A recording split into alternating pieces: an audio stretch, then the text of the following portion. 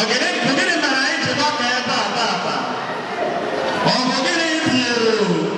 ujuru na mmanụ n'eziokwu ọ na-aga ọchọrọ mmegwu agwa ama ihe riri n'abalị ejide ngwugwu tọpụ ngwugwu eghere oye maka na ụkwara oge ya ọ daa. Ụmụnne nna Kristi, ụbọchị niile bụ otu, mana mmemme na-emezi ụbọchị ụfọdụ ha karịrị ụsọ na aṅụrị, ọchị na ngoli. Ụbọchị ọhụrụ anyị wepụtara ịchọrọ anyị aja n'ise izizi ya maka na onye gbuo ehi ma ọ nyeghị ụmụnna ya, kedụzi ndị ga-akpọ ya ogbu ehi? Ya bụ chi fọrọ taa fọrọ dịka chi ndị ọzọ, mana ihe mma n'ugo etubere ya emeela ka ọ bụrụ ụbọchị pụrụ iche karịa ụbọchị ndị ọzọ. Ikpe ị na-acha dike karịrị ọgụ a na-alụ, maka na dike nwee ihe ikpe ewere eburu n'anya n'aka. Ya mere anyị ji ekele Chineke maka ọma ya n'ihi ọnụma nna anyị nwoke eze ọzọ ọ dịka onye ihe ọma mere na ndị aza ọzọ ya mere anyị jiri bịa ka anyị kelee Chineke maka ya bụ nwoke bidoro anyị aja misa. Anyị nwere nke ọma ọ na-abụ onye amaghị ihe a na-eme, o were ya mere ihe a na-eme. Ya bụ ọ dị nnukwu mkpa ịga ọpụta ka emume anyị taa ga-esi gaa. Nke mbụ emume mbata,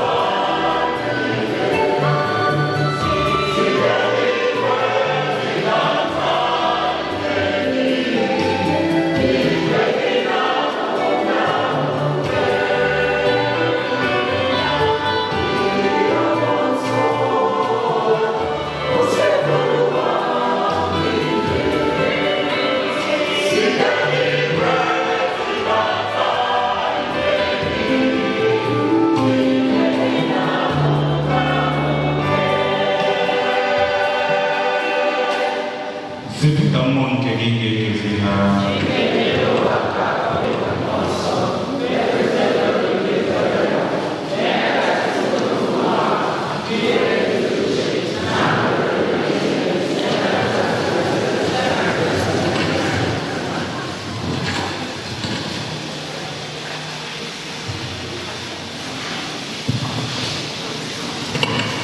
Kain pulosano, kain.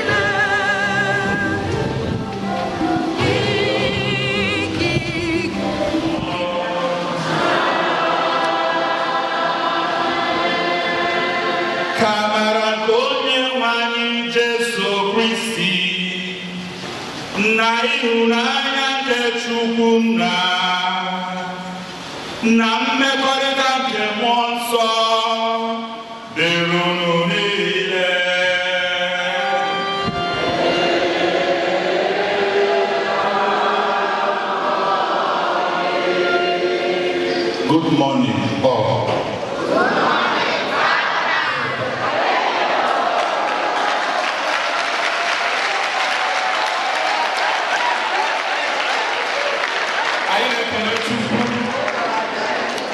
Maka mmeso ya niile ana m ekele Chukwu maka ịhụnanya Chukwu maka ịkpọlite m n'obi ya. Ana m ekele Chukwu maka onyinye nke bụ ụkọchukwu. Na misa ga-asọ nke taata ọ bụ ihe ọṅụ ka anyị ji bịa ka ikele Chukwu.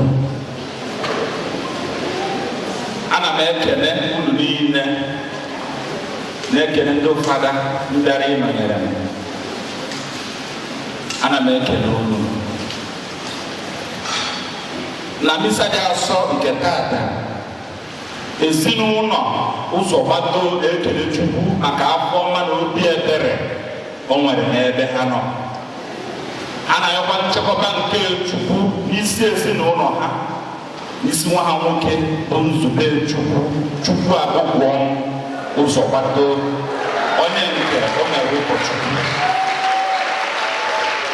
na-ekele Chukwu maka amara nke uche ewu, na-ekele Chukwu maka afọ ọma na obi ebere. Ọ na-ayọkwa nchekwaba nke Chukwu n'isi ya. Ọ na-ayọkwa ebere nke Chukwu n'ichekwaba ya n'ọrụ ụkọ nke ọ na-agbara ya.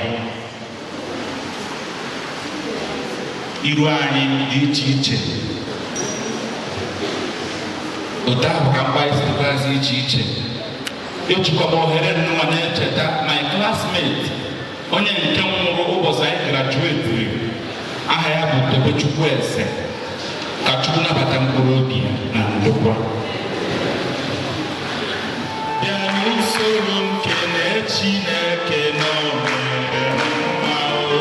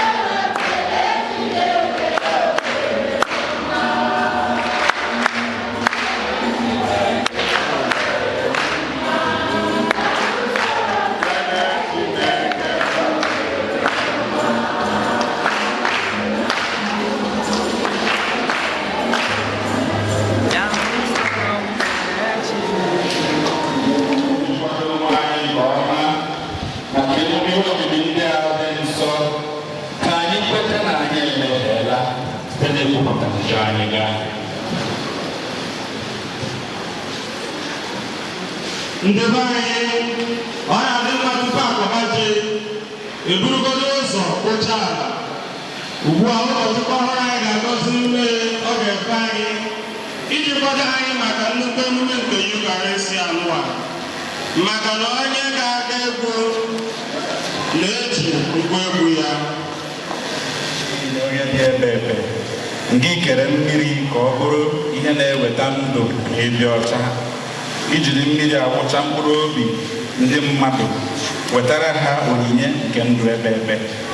Anyị na-arịọ gị ka ị gọzie mmiri nnụnwa, ewere ya gbaa anyị ume n'ụbọchị taata anyị na-eme ncheta mbilite n'ọnwụ nwa gị. Mee ka Kraịst a igosi onwe ya ọhụrụ n'ime anyị dịka ọṅụ mmeri nke ndụ, site na mmiri nnụnwa zọpụta anyị na nsogbu niile, ka nke a bụ ka nke mkpụrụ obi, ka anyị wee were obi ọcha na-apụdebe gị nso, werekwa ntasi nweta nzọpụta gị site na Kristi dị nwa n'anya.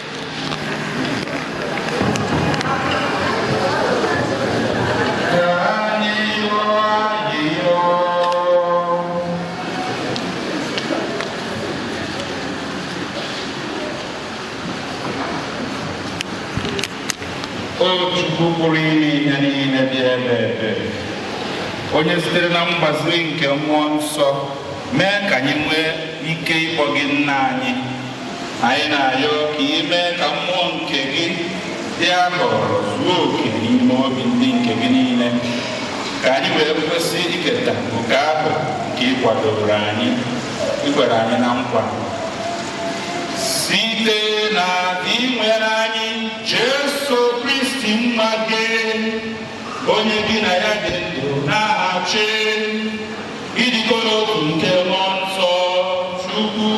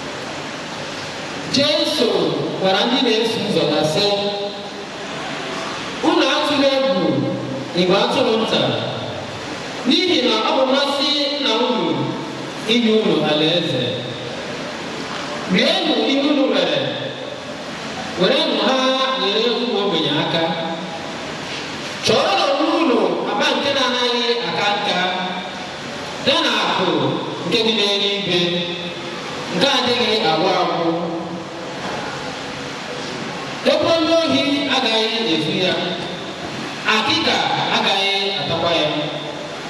N'ihi na ebe akụ unu dị, ebe ahụ ka obi unu ga-adịkwa. Kee na-ajụ ume ka ọ bụ unu na-enwekwa. Dịkwanụ ka ndị na-eche nna ha ukwu mgbe ọ ga-esi n'oriri agbamakwụkwọ lọta, ka ha wee meghere ya ụzọ ngwa ngwa. Mgbe ọbụla ọ ga-alaghachi kụọ aka,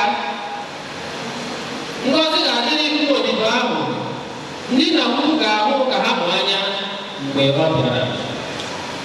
N'ezie, agwa m unu, ọ ga-eke akwa n'ukwu, mee ka ha nọdụ ala n'oche nri, bịa gbara ya okirikiri.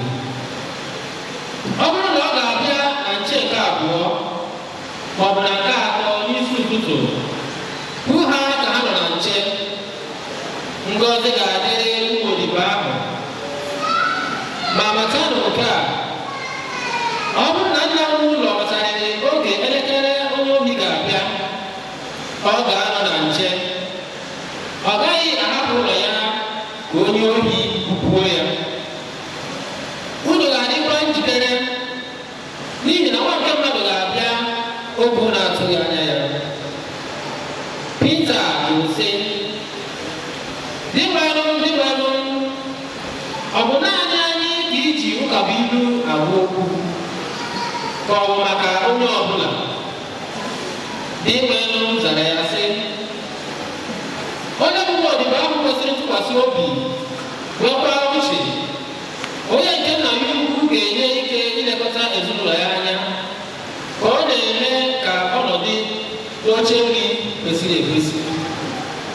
Ngọzi ga-adịrị nwa odibo ahụ, onye mgbe nna ya ukwu ga-abịa hụ ya ka ọ na-eme otu a.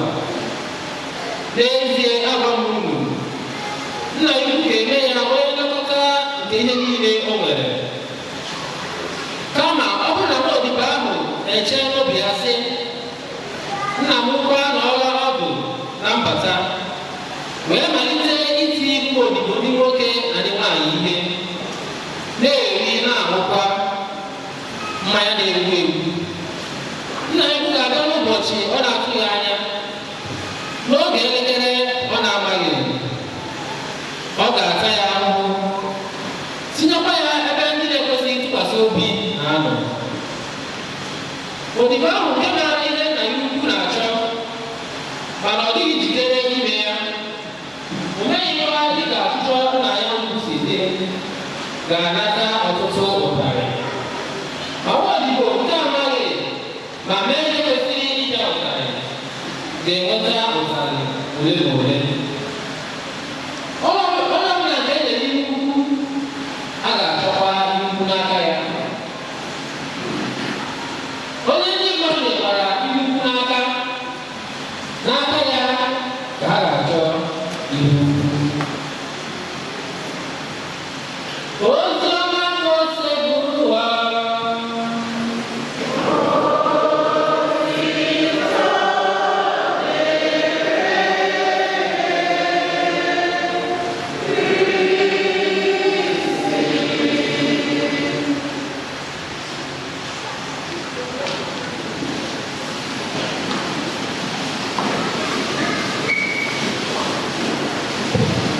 Praise the Lord.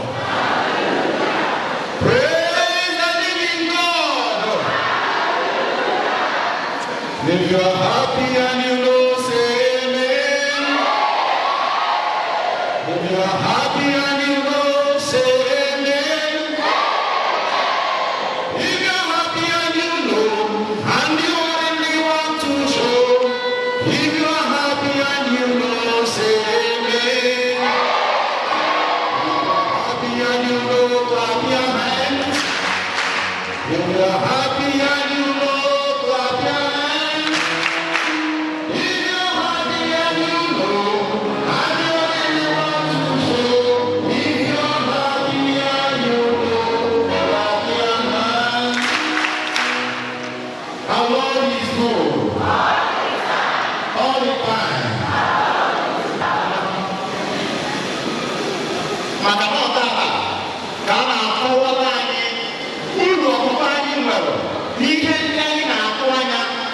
na ọ ga-eme Chineke wee mezuola anyị ya taata dị afọ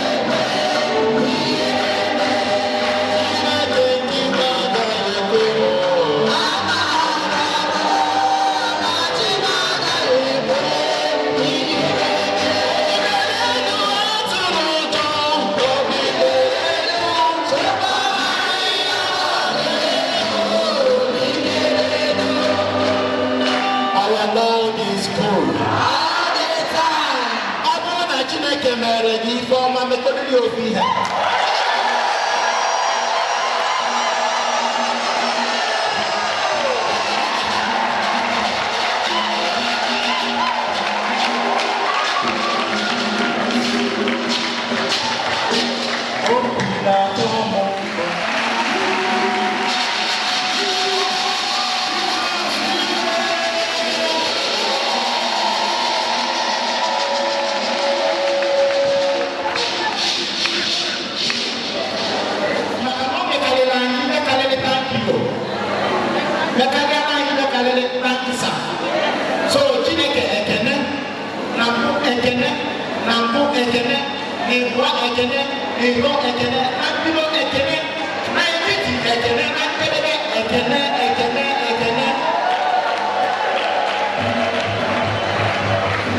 Yes, achọghị iji ohere ahụ ma kelee Chineke.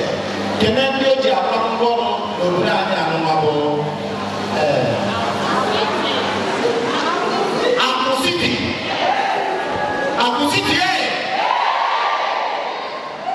Akwụsịtị ọzọ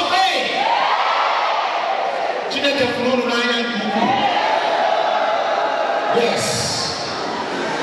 Yes. So a na-ekele Chineke maka onyinye nke ụkọchukwu, na-ekele Chineke maka ihe niile o mere otu o si wee hazie n'Ijipt mgbe ha na-ebe ahụ bụ ihe dị hope ka ha kwado maka their liberation.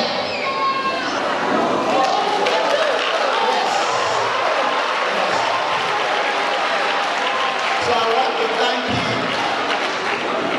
When you are married, you don't time out. Those where obi amore maka na echi fara ọfụ wee na-akọrọ nke osi wee mụ ọnya maka na nwata mụ ọnya and ụdị amụrụ dị anya obi ka dị ọfụ wee rube echi wee rube nwanne echi.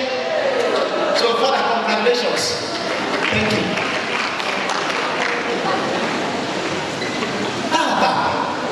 Ọgbụgba anyị nwere n'ime Chineke. Remember na Hebrews chapter 11 verse 6 that nobody can please God without faith. Na ọ bụrụ na ewepụ okwukwe na ndụ mmadụ enweghị ike inye ihe na-asọ Chineke. Anyị na-ekpezi n'ụbọchị taata anyị ga-ahụ ka Chineke si wee họrọ nwanne anyị, nwa anyị, onye be anyị, ọkụrụ anyị na ọbụrụ anyị bụ Ọgọstin ka ọ bụzi alefara taa ka anyị kọrọ ụmụ Chineke aka.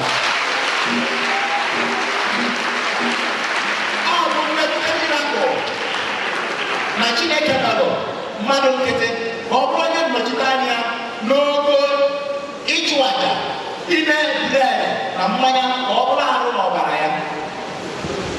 Ọ bụrụ nnukwu mirakụl, ibe o ji wee bụrụ mirakụl karịsịa abụọ na be anyị ka o si wee kpọlite onye anụma. Anyị na-enye ekele. Ọ bụrụ na anyị nezie anya n'ihe ọgụgụ ndị a gụrụ anyị taata, okwuchukwu ga-adị ụzọ abụọ. Ofu ga-abụ maka anyị niile bụ ndị ụka, nke ọzọ ga-abụ maka anyị niile bụ ndị fada. Ọ kachasị fada ejiri ọkụ. Ka Chineke nyesịrị anyị okwu nkasi obi, ya bụ Jesu Kristi ji aka wee nye anyị okwu nkasi obi ahụ na ihe ọgụgụ a gwara anyị taata bụ chapter 12. Ọ wee sị anyị ga-adị n'ume ka ọkụ anyị na-enwukwa enwu. Anyị dị nkwadobe oge ọbụla otito dịrị Jesu Kristi. Ọ maka okwukwe, onye a na-amanya mụọ okwukwe bụ onye ihe egwu dịrị n'iru, onye nwere ihe ije aka mgba, onye nwere ihe iyi egwu, onye obi na-ama pepepepepe, onye ka a na-agwa mụọ okwukwe. Ọ bụrụ na ị na-anya n'obodo anyị ka iru n'anya dị obodo anyị kịta anụma, ị ga-ahụ na ozi anụma bụ ozi ejide ebuzie unu. Ozi anyị bụ ndị St. John, ozi anyị bụ ndị ezinụlọ gbakọrọ ebe abụọ, ndị niile bịa ata, ndị niile bụ ụmụ nke Chineke ka e na-adị n'ume ka ọ bụrụ na-ewu ewu. Ekwela ka akwa gị pụnarị gị, na-abụ get ready for movement. Ọ bụrụ na St. Augustine, get ready to move from sin, that is getting ready to tie your coat or your wine for St. Augustine. The only one that is never about. The one way you want to talk or you don't get any lecture. So now, never see Jesus like look that. I can't keep up with that. I buy the man.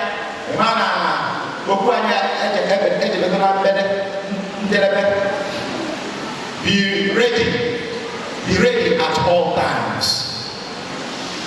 Be ready at all times. The one about governor. Everybody go back and better there. Go, Chineke na Mama again. Otito diligence of wisdom. The one about governor. Where's the name of Bota?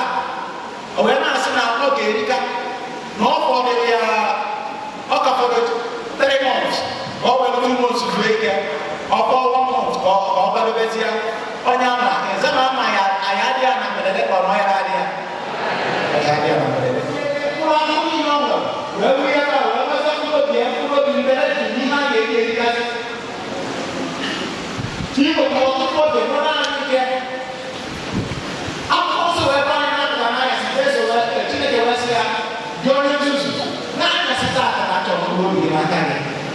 So, be ready at all times. I want to change the word of the time. I have you in this area. God was the best in our wisdom. I want to change the ball game. Every day, I say, "Photo no walker." More very now walker. More very now, you play with them walker. They can fire. More they can catch water. More they can you can read here something. But you told me Jesus Christ. All is you can be more happy to be in his presence. You people qualified to stand before him. When was the last time you can put that? I was all my time, another again. And then I was not saying, you know.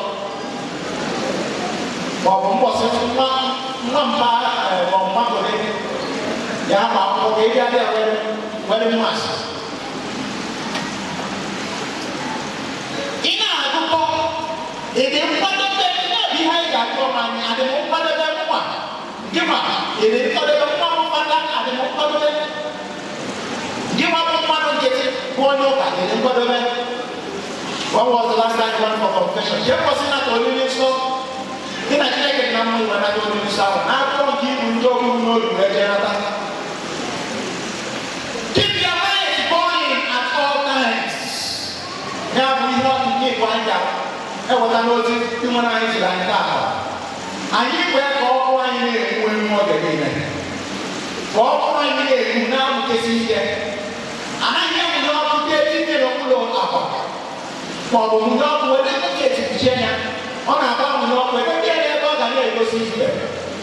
Como é que tu sabe que tinha, né? Você que na igreja tu não nota na batismo. É lá no loco, nem é infante batismo, nem é batismo na rua. É lá, nem é na batismo, nem é na loco. However, loco a rua, where did that? Did I not? Como tu como body que tem, como bishop tem batismo, West.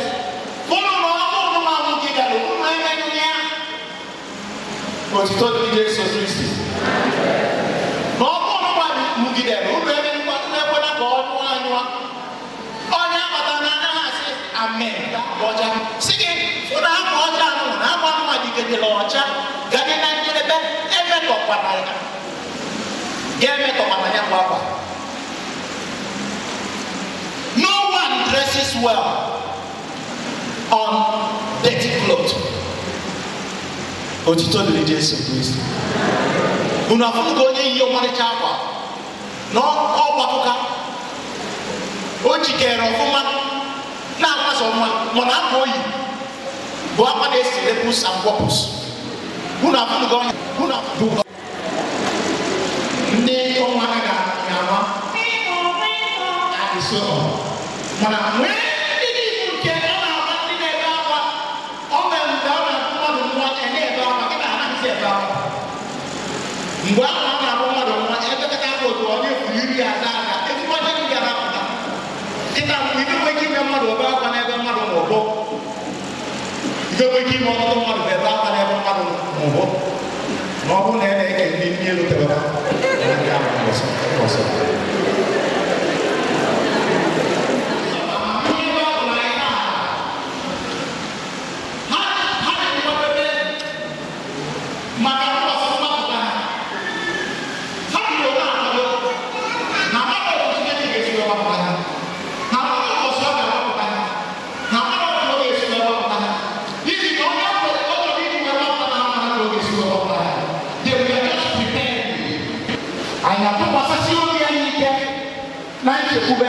na Chineke ga-aza anyị ekpere niile anyị na-ekpere ya ọ kachasị isi na ọtụtụ ihe ndị ọ na-egosiwa anyị wee gosiwe anyị ọnwụ ya ka anyị na-enwe ndị anụwa na-enwe okwukwe na nchekwube ọkụkụ na-akpa nri ka anyị ube ya n'imege na-eme ịkọ ya ọkụkụ na ndị Igbo nna asụ ọ ga-ebu na nna akọrọ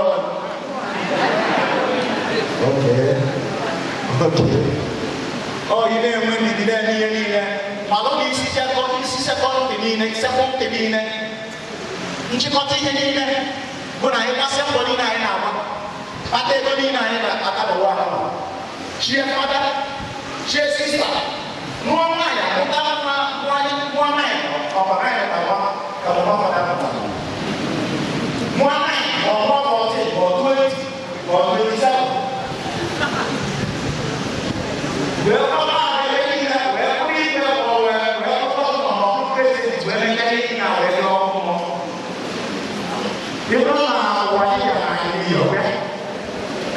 so kaya na hindi na lewo pwede na ko kanina na ko pwede na ano mewi process ni God ada ni make effort to inherit the kingdom of God through Christ our Lord ni wali ko ngene ko kanina Yesu kuna angelo aso owewa Sapa bangko ba ni ulu sudah pada ni jowo sini pada Romeo kemudian siapa mau berapa ini wene bisa kau berapa wes dulu ini kami mau marah aku marah walau marah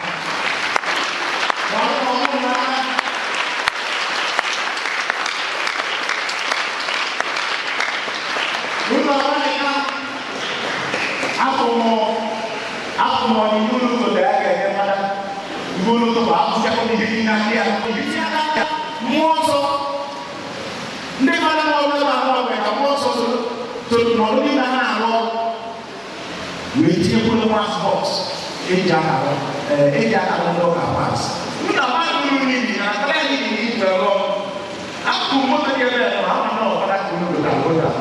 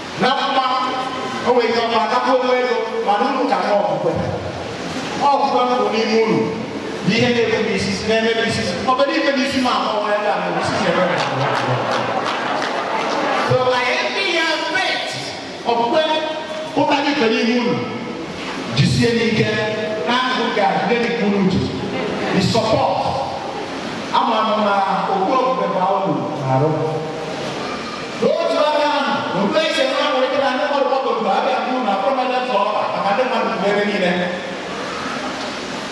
nwanne jikọta ndị ya na osikata ma a na echi wee rie ihe rigbo taa nwanne jikọta na-ebido nwayọọ na-ana mgbe aka ya bụ ihe na onwe gị mgbe maka ị ga-afụ ụtọ fada. Thank God, I am still young in the ministry, just 8 years and some months now. 8 years and some months. I was lucky. The first year, I had already for about 3 months. For already, I was in my bed, I was so no rest. Of course, there's no rest for the wicked. But in this case, no rest for you. You have to suffer. And just like Pelican, you have to offer sacrifices for the well-being of these people who are here and those who are not here. The highest miracle you can have to be present to Jesus Christ, He uses you. Prepare the Eucharist. Be a priest of God, not only by wearing the chasuble. Also, see here, come by virtue. Now, looking at radiate priesthood. So that whoever sees you, why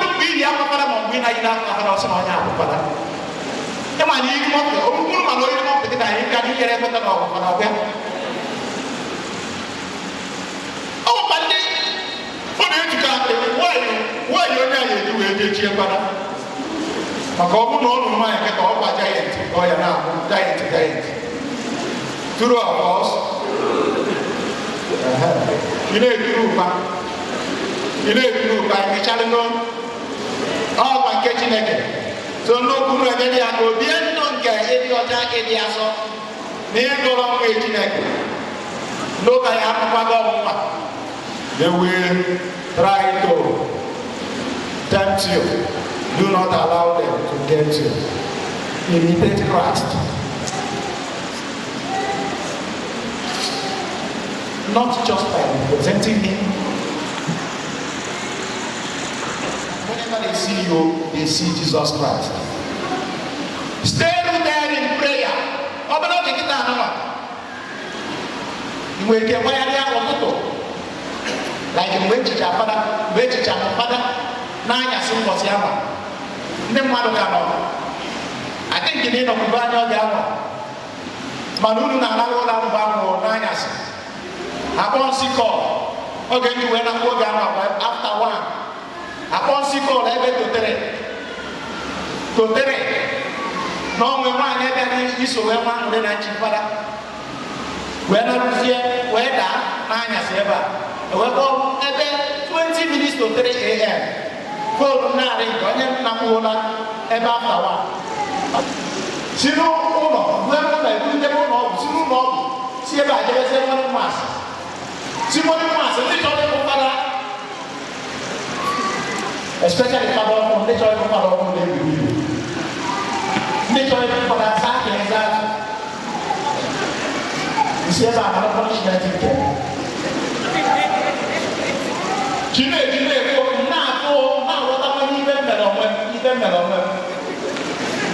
My dear, the Lord sustains those who are disposed to work for Him. But I am confident that you have answered the call, the divine call. It is clear to you not to go. So never be weighed down for any reason at all. Not even by the challenges you receive from those who you least expected. Just know that God who called you is always there for you. When you have any challenge at all, go to Him. Use the Bible as your compass. Use the Bible as your compass. When you are reading the Bible, you will be seeing directives, guidelines. And when you avail yourself the opportunity to communicate with the Lord, to commune with Him, always have time to visit Him in the Blessed Sacrament. Prepare for all the sacraments you celebrate. Prepare for them. No matter how little you think you have time, prepare for them, and God will glorify Himself in you through Christ our Lord. And finally, Kachineke, onye gụnyere anyị na ndị nwere isi awele ịgọ ọgọ na be Chukwu, maka onye ọbụla Chineke were nwa ya maọbụ nwanne ya maọbụ ofu onye na ụmụnne ya maọbụ ofu onye n'ime parish ya ka ọ bụrụ ụkọchukwu ya onye ahụ agụgụ ọgọ na be Chukwu ka ọ n'ụlọ mkpọrọ mgbe na-ayọ ka Chineke na-akweta ka anyị gọọ ọgọ na be ya were ngozi niile bụ ihe nketa ndị tọrọ ọgọ na be ya na ngozi niile bụ ihe nketa ndị bụ ụmụ ya wee zute anyị ma chọọ anyị mma n'ụwa n'ụwa ọ kachasị ikpeazụ ka anyị keta oke na aṅụrị ebe na be ya dị nsọ n'eluigwe site na Kristi dị nwere anyị.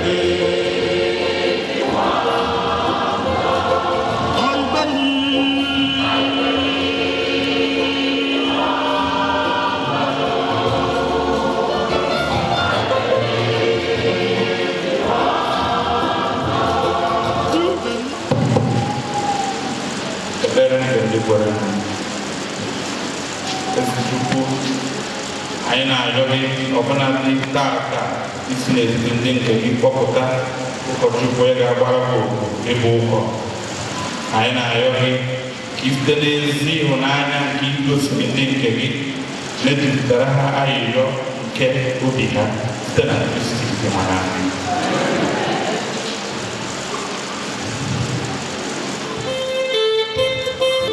Maka obodo anyị Naijiria, ka Chukwu ganyere anyị aka n'obodo anyị bụ Naijiria, ọkachasị ugbu a anyị nọ n'ihe isi ike, na-ayọkwa ya ka o wetara anyị udo, ịhụnanya ya na ịdịkọ n'otu. Anyị ayọ gị biko ọhụrụ anyị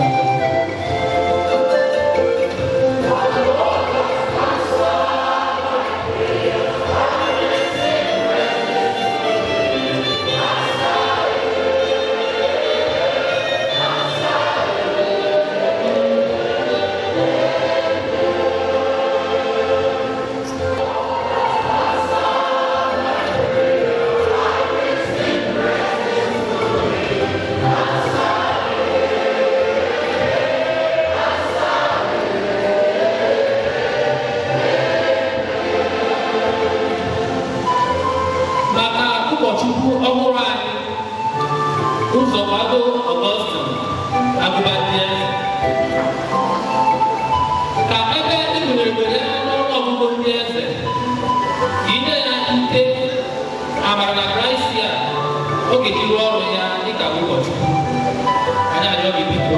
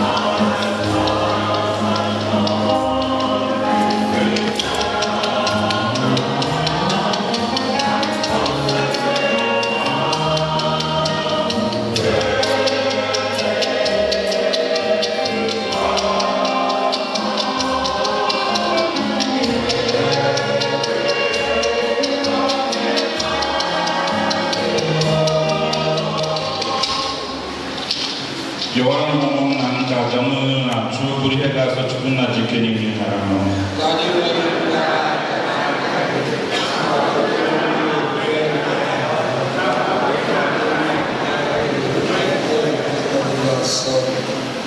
o dị nwere were obiọma nara onyinye nke ụka gị n'ihi na isi na ebere gị wee nye anyị ka o wee bụọrọ anyị ihe omimi nke nzọpụta anyị site na Kristi nwere anyị.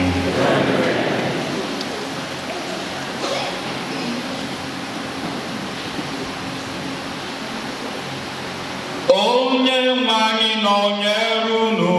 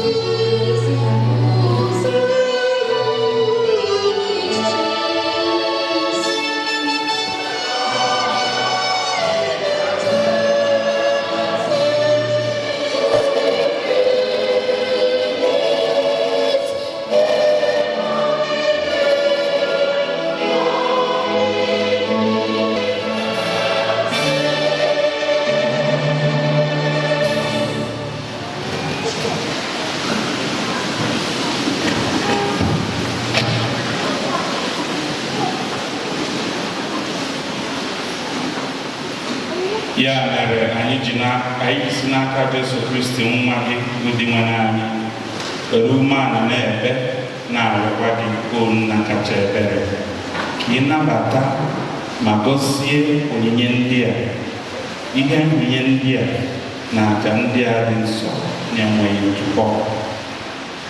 Na mbụ anyị na-achụnyere gị ha maka nzukọ gị dị nsọ Katọlik.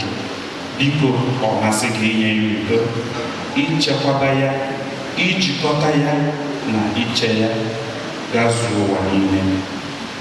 ya na nwa odibo gị bụ nna anyị bụ Leo na bishọp anyị bụ John nakwa ndị na-echekwa ezi okwukwe nke nzukọ Katọlik nke si n'aka ndị apọstọl ya.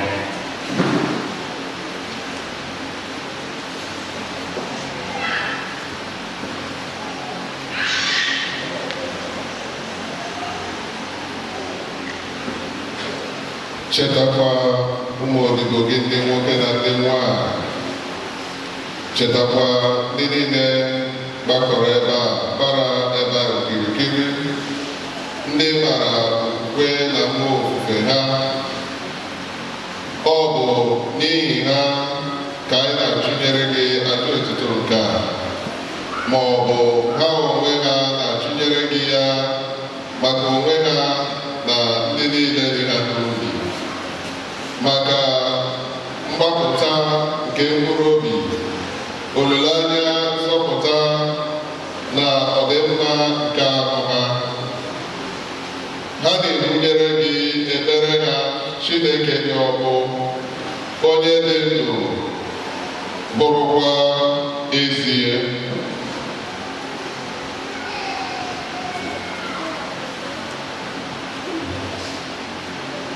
Na mmekọrịta anyị na ndị anyị ji nsọpụrụ echeta na mbụ Maria Virgin ọkụ dị otito na nke Chukwu na dị nwa Jesu Kristi, nakwa Josef dị ngosi bude ya, ndị apọstọl dị ngosi na ndị nke gị ekwuru ekwu maka okwukwe, Peter na Paul, Andrew, James, John, Thomas, James, Philip, Bartholomew, Matthew, Simon na Thaddeus, Linus, Cletus, Clement, Sistus, Polemius, Cyprian, Lorenzi, Chrysogonus, John na Paul, Cosmas na Daniel, na ndị nsọ gị niile.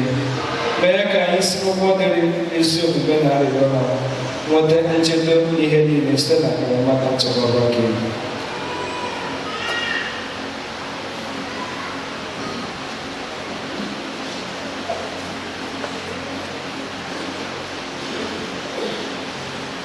Anyị na-arịọ gị o Chukwu ka ọ masị gị ime ka aja nke a bụrụ ihe a gọziri agọzi, ihe a nabatara, ihe bụ ezie si na mmụọ, kwesịkwa na a ga-anara ya n'ụzọ niile, ka ọ wee ghọrọ anyị ahụ na ọbara ka ọnwa gị were anya dị nwa n'anyị Jesu Kristi, onye bịara n'ụbọchị bọrọ ụbọchị ọ tara ahụhụ, weta anya n'eluigwe, chere gị bụ Chukwu nna ji ike niile ihu, ka ọ na-enye gị ekele, ọ gọzie, nyawa, nye ya ndị ụmụazụ ya na-asị: nara nke a, rienụ ya unu niile, nke a bụ ahụ m nke a ga-etinye maka unu.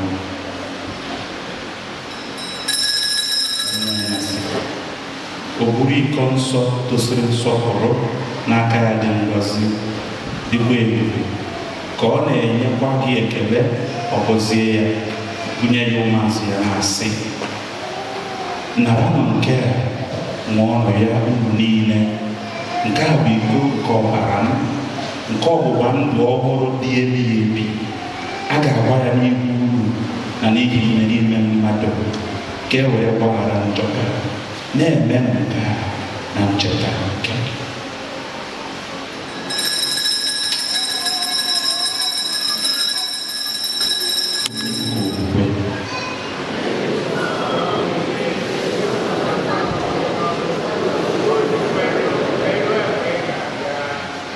N'ihi nke a bụ ebe anyị bụ ụmụ odibo gị na ndị nke gị dị nsọ na-echeta ahụ na ọnwụ dị ngọzi nke Kristi nwa gị bụ dị nwa anyị, na mbilite n'ọnwụ ya site na ndị nwụrụ anwụ, nakwa ngọrọ n'eluigwe ya dị otuto. Anyị na-esite n'onyinye nke ị nyere anyị na-achụnyere gị ebu eze gị dị ukwuu, aja nke a dị sam, aja dị nsọ, aja na-enweghị ntụpọ, aja dị nsọ nke dị ọkụ na iko nsọ nzọpụta ebighị.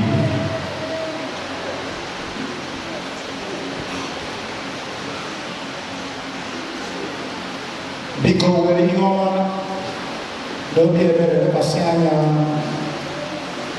naraba ha dịka o si masị gị nara onyinye nke odibo gị bụ Ebel, onyinye onye ezi omume na aja nke nna anyị Abraham nakwa aja dị nsọ, aja na-enweghị atụtụ nke na-eruzere nnukwu ụkọchukwu gị na-enyere gị.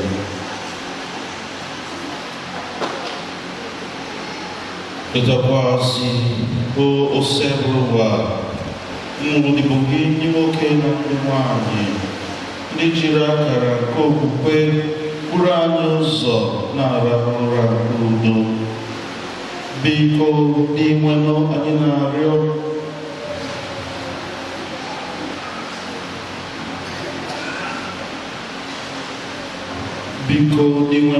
na-arịọ ka inye ha niile na-ezuru ike na Kristi ọnọdụ ezumike ihe n'udo.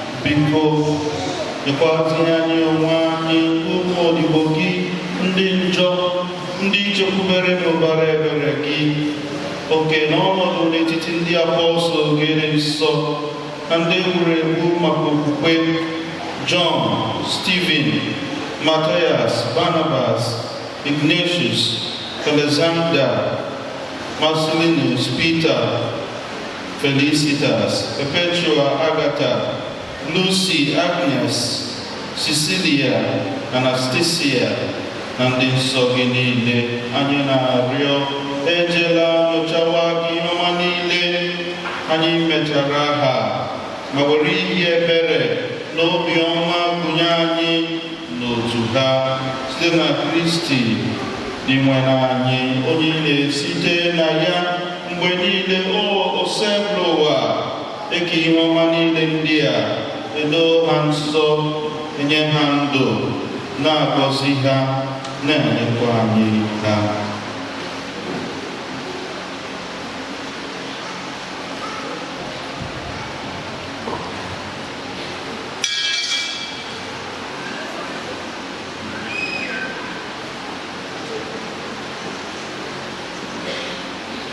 Site na ya bụ Kristi, n'isonye ya nakwa n'ime ya na n'ịdịkọ n'otu nke mmụọ nsọ, ka nsọpụrụ niile na otuto niile si adịrị gị Chukwu na Jike niile site n'ọtụtụ ụwa.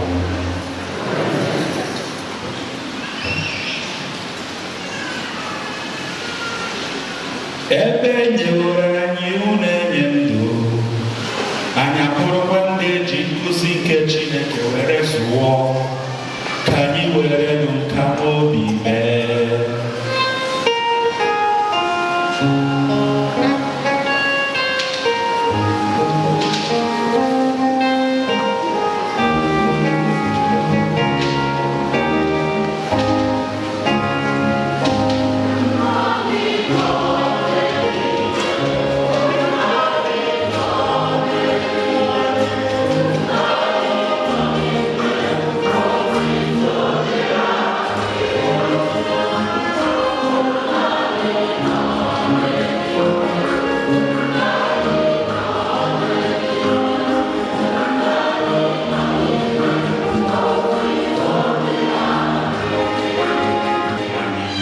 Site n'inye aka ebere gị ka a zọpụta anyị na njọ oge niile, anyị were gbara nsogbu niile, were nchekwube dị nsọ na-atụ anya maka mmeghachi nke onye nzọpụta anyị Jesu Kristi.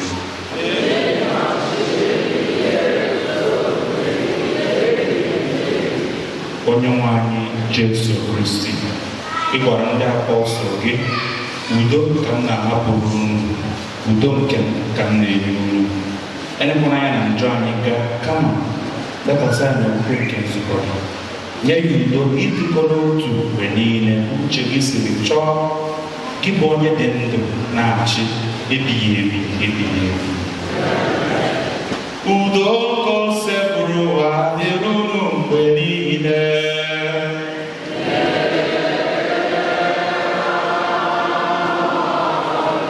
Nye anyị taa n'okpuru ekele udo.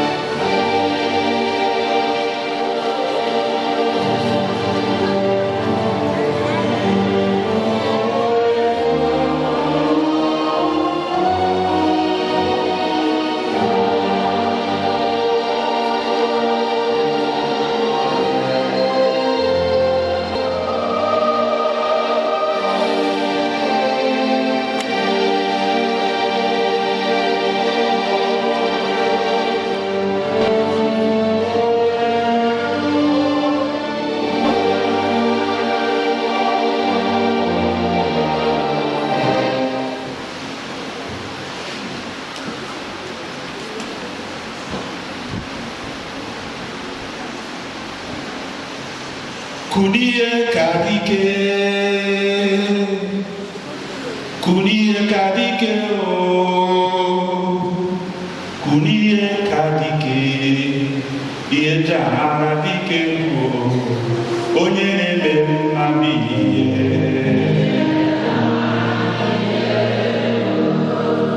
aka na-arụ ọgwụ bi ihe aka na-enye nwa bi n'ihe Chukwu na-enye udo bi n'ihe Chukwu na-agwọ ya bi n'ihe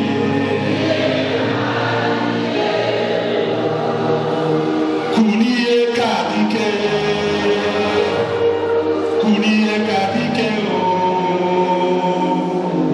diniye ka dike ihe jamara dike o onye na-eme mma bi n'ihe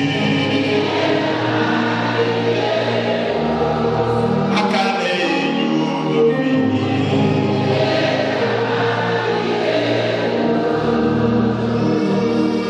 lee nwa atụrụ nke Chukwu na onye na-ekpochapụ njọ nke ụwa ha dị ngọzi bụ ndị a kpọrọ n'oriri nke nwa atụrụ Chineke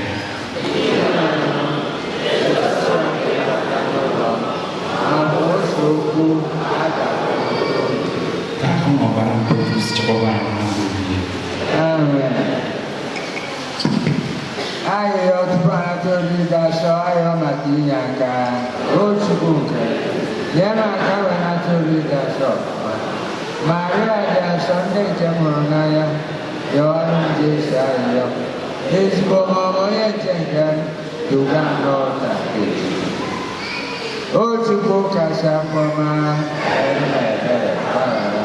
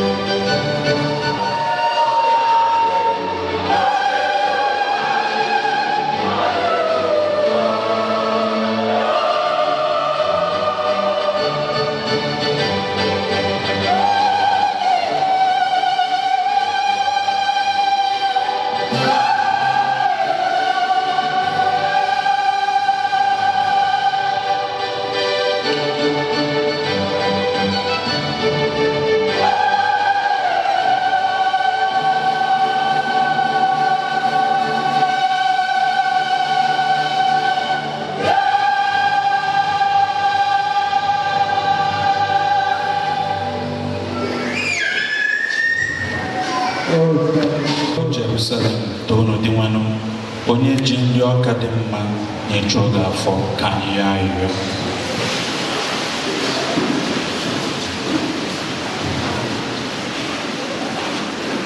O dị nwanụ anyị na-ayọ ka ị zọpụta anyị site na iketa oke na sakramenti nke a ma kwadosie anyị ike ihe ndị eziokwu gị site na Kristi enwe n'anya.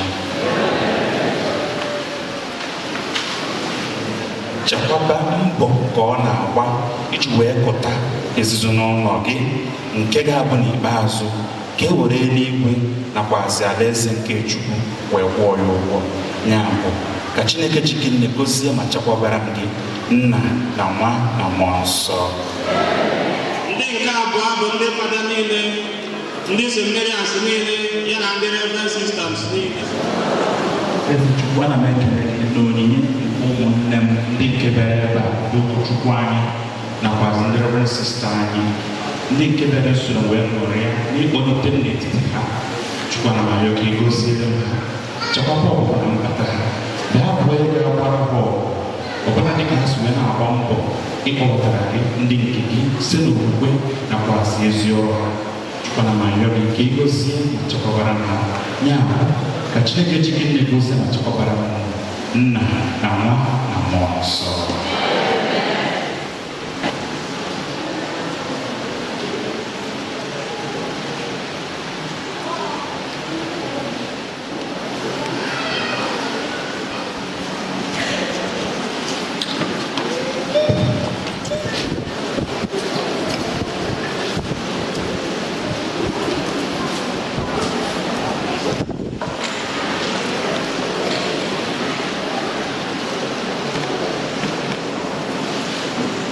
Eze Chukwu, ana m ekele gị maka onyinye nke ezinụlọ ndị nke isi n'etiti ha wee kpọlite m ịgbara ha ụkwụ nakwazi ịwụnyere gị ekpere ha na ịchụkwazi àjà maka ọdịmma nke ahụ ha. Chukwu, ana m ayọ gị ka ị chekwabara m ezinụlọ ọnụnwa nke bụ onyinye nke ị nyere m, ka ị wetara ha ahụike, ndị ahụ na-adọ n'etiti ha ka ị nye ha ahụike, ndị nke na-achọ nwa ka ị nye ha nwa, ndị nke na-achọ ihe bụ ebumnobi ha niile bụ ezi ebumnobi ka ị mezuru ha. Chukwu, ana m ayọ gị ka ị chekwaba ihe niile nke ha na-eme iji wee chekwaba ezinụlọ ha dị iche iche. Ya bụ ka n'ikpeazụ ka anyị wee zukọ inye gị ekele, gbapụkwa ọnụ n'ọṅụ maka ihe ọma nke ị na-emere ha. Ya bụ ka Chukwu ji gị na-egosi ma chekwabara ha Nna na Nwa na Mmụọ Nsọ.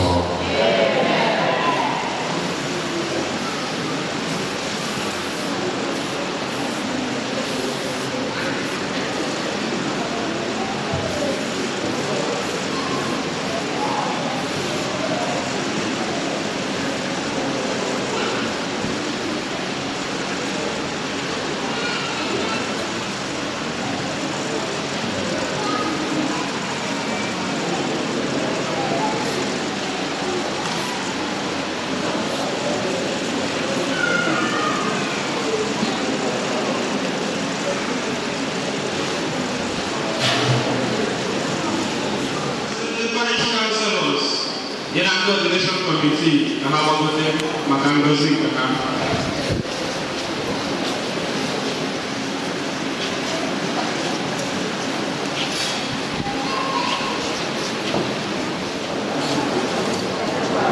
Ezi Chukwu, ana m ekele gị maka onyinye nke ndị nke gị, ndị nke na-agba mbọ na nzukọ gị, ndị nke ịhọpụtara bụ ndị ga-anọchite anya nakwazi nkwalite isi ọrụ na mgbasa okwukwe na parish anyị.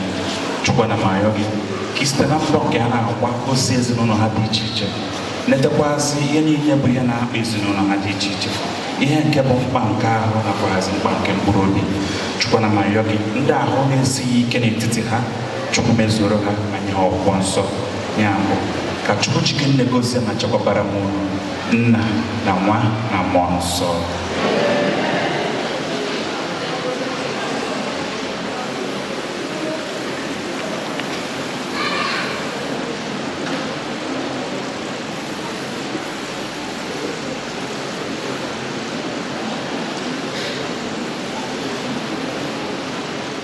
Ojiriba ya na other government officials ka ha gbagote maka ngozi ha.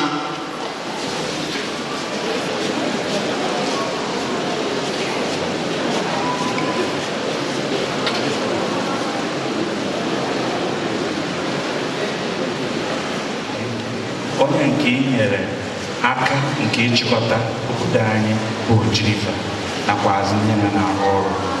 Chukwu na arịọ gị ka ị bịakwasịrị ya kụziere ya maka ihe nke ga-eweta ezi nkwere n'udo na be anyị bụ Ojiriba. Chukwu bịa gụnye n'ime ya mmụọ ziri ezi ị ga-eji wee na-agba mbọ nakwazi ọrụ nke udo na be anyị bụ Ojiriba maka ọdịmma nke anyị. Nye ya amara nke ga-abụ n'ikpeazụ ọrụcha ọrụ nnọnwa nke i nyere ya n'aka ka ọ bụrụ ha ga-eji wee tụnyere aha nsọ bụ ugo ya ndị aka anyị na-arịọ site na Kristi dị nwe n'anyị. Ya ka Chineke chike nne gozie ma chekwabara m unu Nna na Nwa na Mmụọ Nsọ.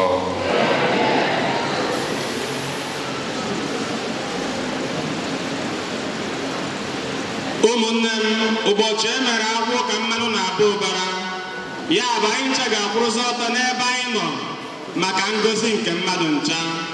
Kwụrụ ọtọ ebe ọ bụla ị nọ.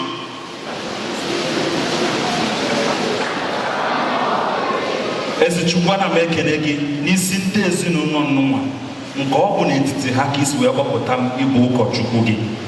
Chukwu, ana m arịọ gị ka ị gozie ezinụlọ St. John Parish Akwụachi ọbụla dị ebe onye ọbụla n'ime ha si wee wepụta maka ịkwado njem nke okwukwe nakwa ịkwado ọsọ ọrụ nnụnwa iji wee gbara gị ụkọ ha. Chukwu, ana m arịọ gị goziere n'ezinụlọ ha dị iche iche ndị nke nwere ihe mperi nke bụ ọdachi ọbụla n'etiti ha. Chukwu bịa gụgụọ ha ma zitere ha ezi enyemaka nakwazi nchekwa n'udo gị. Ya bụ ka Chukwu chike nne gozie ma chekwatara m unu Nna na Nwa na Mmụọ Nsọ. Udo dịrị unu.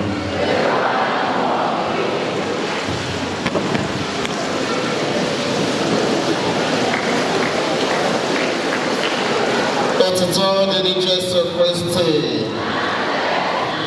You know, clap your hands.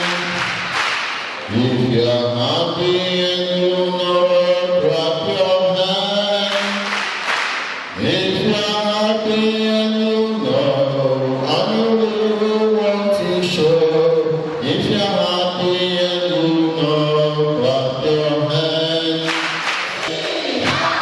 If you are happy and you know, clap your hands. If you are happy and you know, and you really want to show. If you are happy and you know, shout amen. Amen. Amen. Amen. For some months now, Mommy Hene. Mụ na nnukwu ihe na-eche na-aka mmiri ọkụ n'ukwu maka na nwaanyị dị ime abanye m last trimester m n'afọ ime m wee na-aka mmiri ọkụ n'ukwu ngụrụ ya aga-agakwa aga ka ọ na-ama nga aga aga-agakwa aga ka ọ na-ama nga aga. Oru n'ụtụtụ yesterday nsọtụwa dọkịta nọọsụ ọsị mkpụrụ ike na-abịa Chineke wee nye anyị a bouncing baby boy.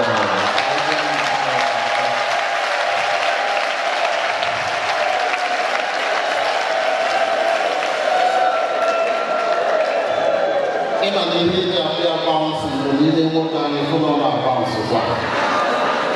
Ọ bụrụ nwoke ya dị ka nwoke, ya dị ka nwoke. Anyị bụ table chassis there lacha ọka na abụrụ ji ya ka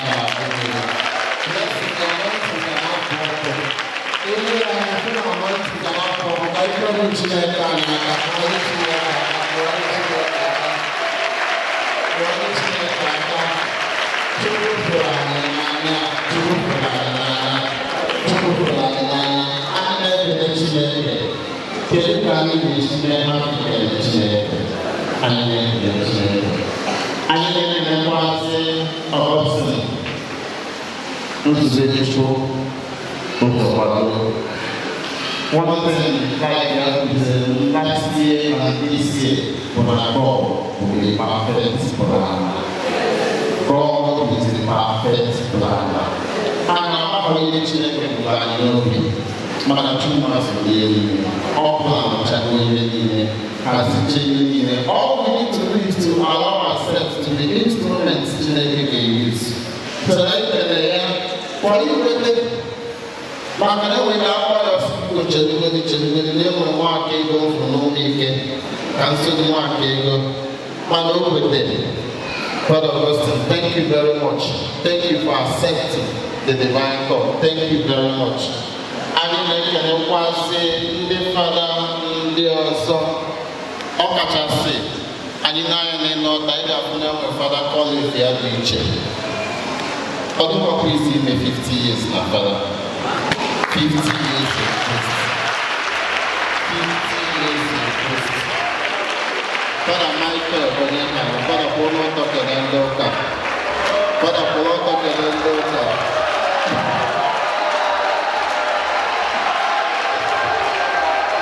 50 years na the priesthood. Thank you very much. Ojo pe agazi ojo. Ebe nkanye na ase. Jesus. St. John say, who's of the Imana, Equado Uka, we had the guy Gidepa, Gayana Yanos, no, Eganamoduka, no Sopuliche, Mana Amapam, Anna Padoka. I am a government, I had a joke. And I had to shop and I'm a local. No poor kid, I'm going to be India and the that they ban on the mosque. But I am a local. But I get that, let 100,000 work. God bless you. All are very pray.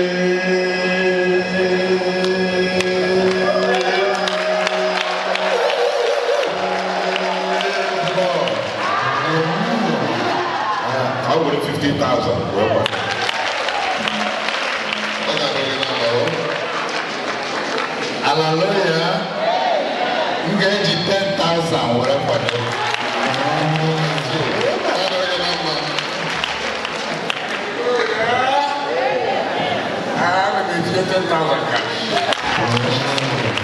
Cash and carry.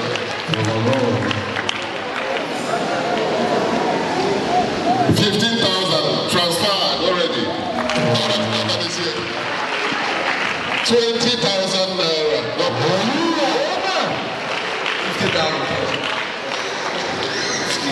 50,000 naira. How much money is here? 20,000 naira. God bless you. 10,000 naira. Cash and carry. How much money is here? Yes. But I go back here. 10,000 naira. Cash and carry. How much money is here?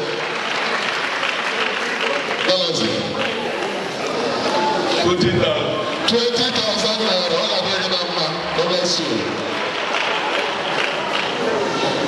50,000 naira. Hey, small man of Almighty. Courage man can see him.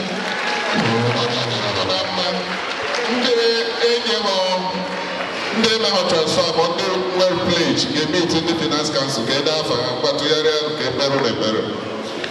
na-ayọ ka ichekwaba ha, na-ayọ ka idobe ha, na-ayọ ka ịgọzie ha ebe ha si wepụta, ma wanyere ha mmaji kwuru mmaji n'aha Jizọs Kraịst bụ onye nwe anyị.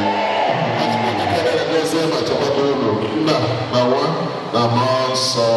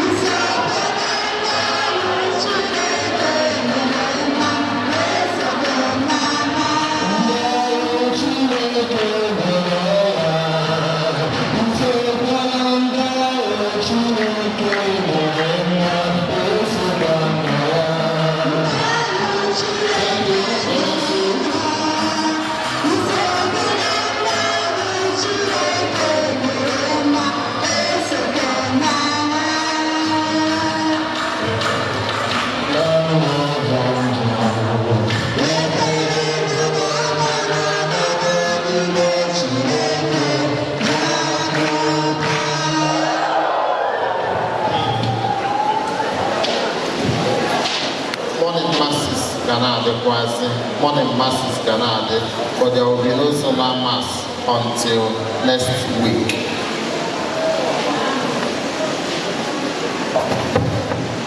Otuto dịrị Jesu Kristi. Amakwa m na Fada ekelechago mana achọrọ m ịtụle kelekwazịa Fada Anthony Nwigbo Amalụ, onye nke bịalụ kwuoro m okwu Chukwu taa. Father, I'm grateful. I'm grateful. When no senior seminary, bigger philosophy one, the first person going provision, Father Anthony Wamalo. Every day exam or bomb Simbia, or you may go sing there or bank with during the exam. Father Anthony, each ammonia, Ibuka, Obu, Onyenge, the hope and the meeting half year, the manner of one mother of wife. Father, I'm grateful. I'm grateful. I am grateful. I can cause that to make Father Geoffrey, who work on Namkobo, is my father. Oh, Mboba Judronantum, or the good lion to him wear. Some soyawa, or long, or some Nyamuni, Napaziento, so, better. Father, I'm grateful.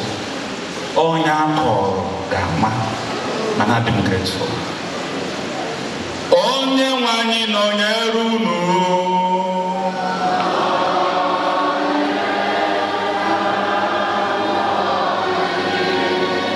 Ka Chukwu Chike niile gọzie unu. Nna na nwa na mmụọ nsọ.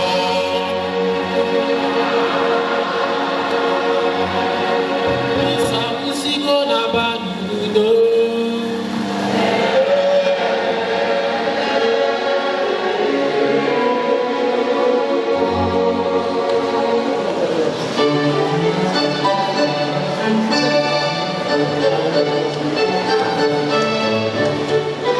Oh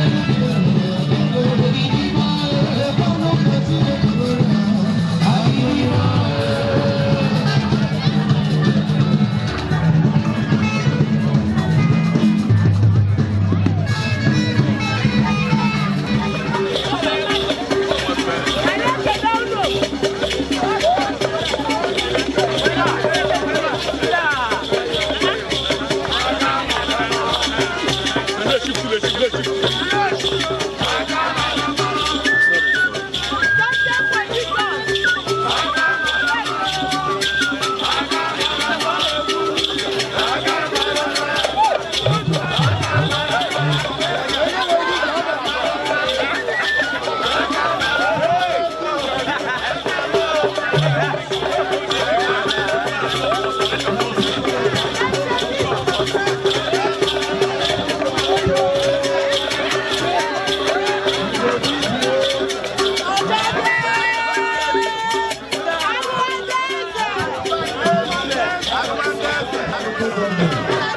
mayor,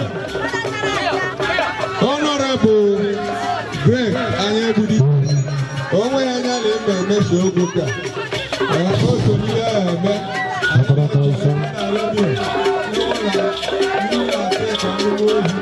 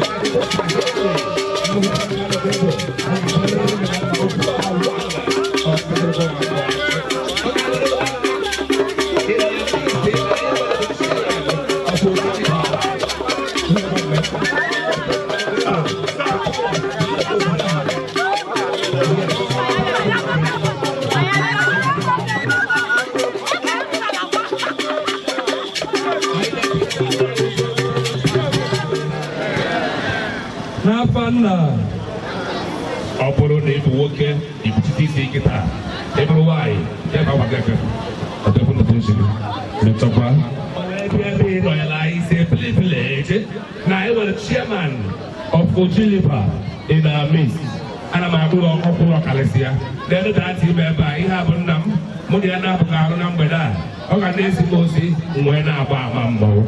Oh, I don't know about Panacoya, I see all the way from Rome, Webia.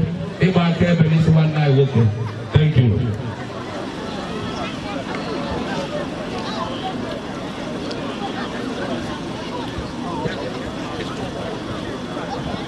right? If we run I say that you're simple. As an open to four, Ngato, Tansan, and Gato, Palili, then no father, Agopandese, Agriapoes again, Nezia, Papi, Hongo, not a project, it's a body problem. Yes. Last year, I never this one night okay. Father James Ibo, get up the father Augustine Osabado. Next year, I will go also. Man, I think I want chairman before now. Go we can fly Bundoka. Makan Bundoka of Hanobo. In there, if not that church, in there, if not the very happy. Yeah, chairman, I'm going to find the number. To the Lord change, you never mind. Okay, I take a number. Yes, Chief Mukadia, Kelebono. I get to touch it, yes. Yes, Father Romeo, on the mother of my elder brother, and to him in a will. I'm only on him, and my lady have ever. If I hide it, I will have my lady more. My lady, I be here, I don't have more with the Yabby. So many souls will come at that. I'm about to many souls this afternoon. Because you never lie on you. Can you bring up that chief? Chief Mukadia, or you like a capital. The office in the Nevius Buka. Robin Bukadia, if I ask that now, over the India, if you ever over the Ghana room, you behave like Romans. So if you are now, you behave like Africans. I don't know Africa, I behave like Africans. Because we have national men, you join away them here. Yapana, Bipana, a Yapana, local government, Opula Calicia, on the Button Obone badi no no kamana kamas. If we had a high because I in a poya, if we also had them. Honorable Craig. The Melu Nigeria, not of the devil. I was I spoke to Tonight. I spoke to Mina and I spoke to Alachi. When I speak to I will say I am. Was there I am Ojila? Was there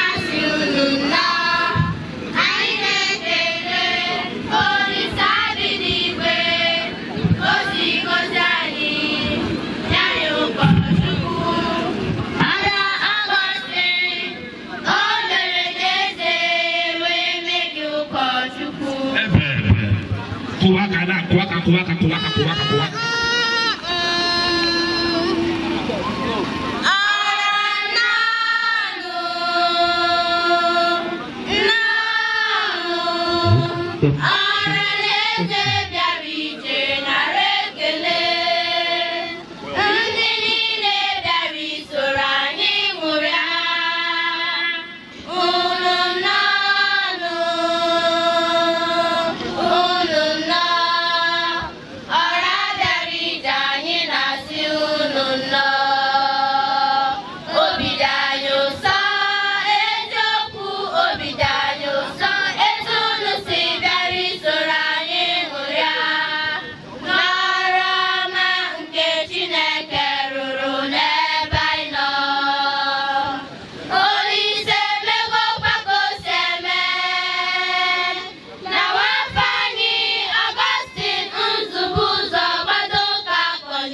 nọkwara n'okpeze dịka ụkọchukwu. Ụwa n'elu ya ka ọ na-amụke ka ọnwa, onye tere ude n'isi, ụkọchukwu ebe ebe. Ngwa gezienụ ntị ka anyị tụpenye unu azụ gbamgbam na anyị jekwara n'olu. Akwụkwọ jụrụ anyị ọnụ tata, kụdebe n'uso. Onye ka anyị ga-akọrọ, biko bịanụ. Na nke abụghị akụkọ maka mbe na agụ, ọ bụ akụkọ maka Fada Augustine ụzọ gbado. Odogwu bụ isi ahụrụ bido ikwu okwu. Amụrụ Augustine ụzọ gbado na 1993 ka ọnwa nke ijere anyị dị n'iri ụbọchị n'isii. Ndị mụrụ ya bụ Maazị na Oriakụ Patrick ụzọ gbado, ndị Enugu Akwụachi. Mana ọ bụ n'Enugu Akwụ ka mụrụ ya. Ya mere na mgbe o tolitere ibido akwụkwọ ọta akara, ọ gụọ ya na Akwụachi ebe a zụrụ ya. Ụgbọ kọleji na St. Vincent de Paul Seminary Agbogugu. Mgbe ọ hụrụ ya ruo n'isi ka ọ nụrụ olu nke na-asị ya, "Lee atụrụ m na-etere n'anya." Ihe m kọtara n'ugbo bara oke ụba, mana ndị ọrụ pere mpe. Onye ka m ga-eziga n'ugbo? Nna Ebo. Kụwanụ n'aka, kụwanụ na na-egosi na na-ebe ozigara. Na-egosi ka o zigara ya. Kụwanụ ndị na-eke ụmụaka na-agụ. Kene nụrụ maka kekele. Kụwa n'aka ebe ebe. Kụwanụ n'aka. Atawasị ọchị aka efuo. Ị ga-ahụ mmiri n'owu ebe ebe a ga-abịa. Kụwanụ n'aka. Nna na-enu zigara n'ụlọ. Bishop Michael Umejejeje Seminary Obiriba. Ebe a nọrọ nyochasịa ya, amara m otu o sikwara ịbụ ụkọchukwu. Fada Excellency, Rọbụna nnukwute mmadụ ga-ebe ọ ga-adị gị na mma. ihe Chineke Ambassador mere Rodrick anyị. Ugobeze Akwụnobi, ụmụaka nọkwa ebe a. Kere dati, ọ ga-adị gị na mma. Mee ha appreciate. Ana malikwala elu ghara ịda n'ala, ewo agbụsịkwanụ ya bụrụ nwanne ya. Ndị Paris Pastoral Council ụlọ Emeka, anyị rụchara ọrụ n'ụlọ Ọsọ afọ nwa echeta nna nnukwute mmadụ ga-ebu sabọtụ ụzọ ebubo ha milion. Okwu ọnụ egwu na-abụ Ugobeze, nnukwute mmadụ ga-ebu. His Excellency Ambassador, nnukwute mmadụ ga-ebu. Okay, good. Chairman anyị.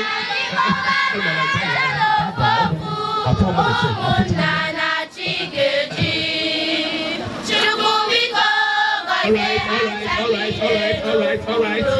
I know you hold inside 1 minute more. Pastor. Is the only way from Germany. From Cologne, from Cologne, wherever. Kobaka, Kahawika,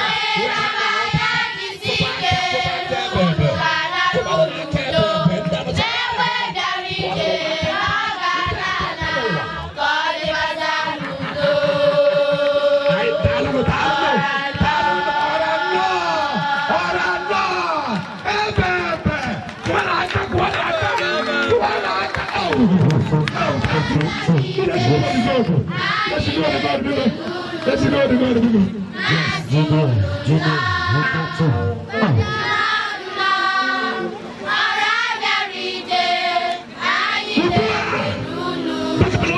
Yes,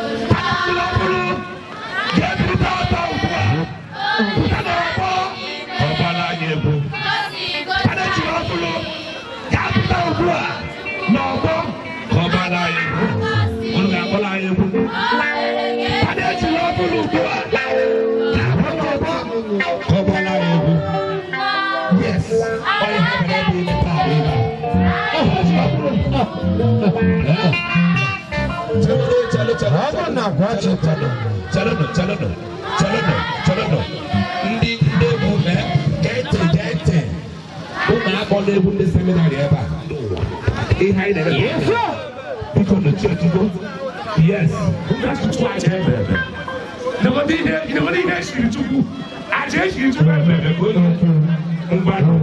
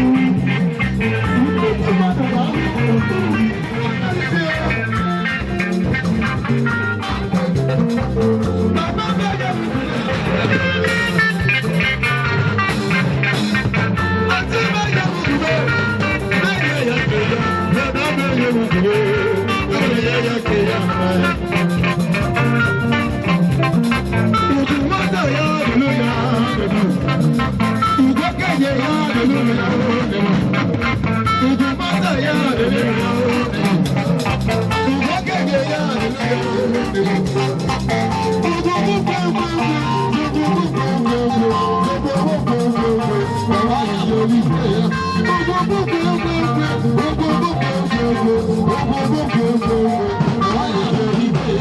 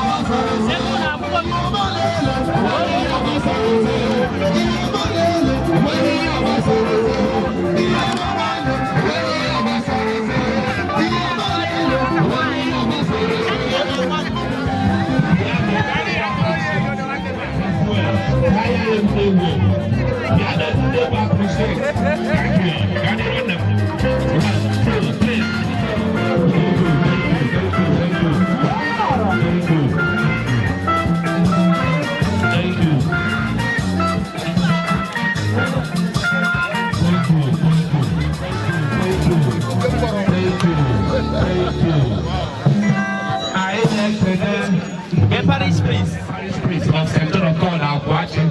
Oh, my elder brother, Gobo, Reverend Father Ogunda Romeo, Nukuta Madakebo, Biko, Padagubandes, for the morning guitar, for the morning now, Padagubandes, for the morning guitar, Ogunda, your brother, Reverend Father Augustine Awuchi, Austin Keneg guitar, Milati, all the way from Singapore, Austin Keneg, can we hear now? Yes, Father Gobo. One and not one of Bujuba. Also, no good of Yaramo, over Yaramo, even I can't have a people on the people on my baby. When I am supposed to move, or I think I'm going to policy, they are from Metal. For a children, no time by the cable. And when I have a have all I can see, they say I have a good father. It will, father, father, or bishop, the way I can this. Yes. My father,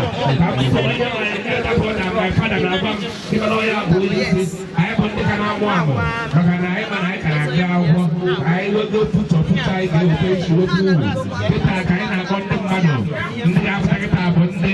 cultural dance, cultural awareness. The food is ready. When I hold the bar, I really help when I now whatever. I will forget about when I now. You come my table. Can I buy one night with them? But I let you up on a food glass. Can I buy it? But I let you do that. All the people from this land anymore.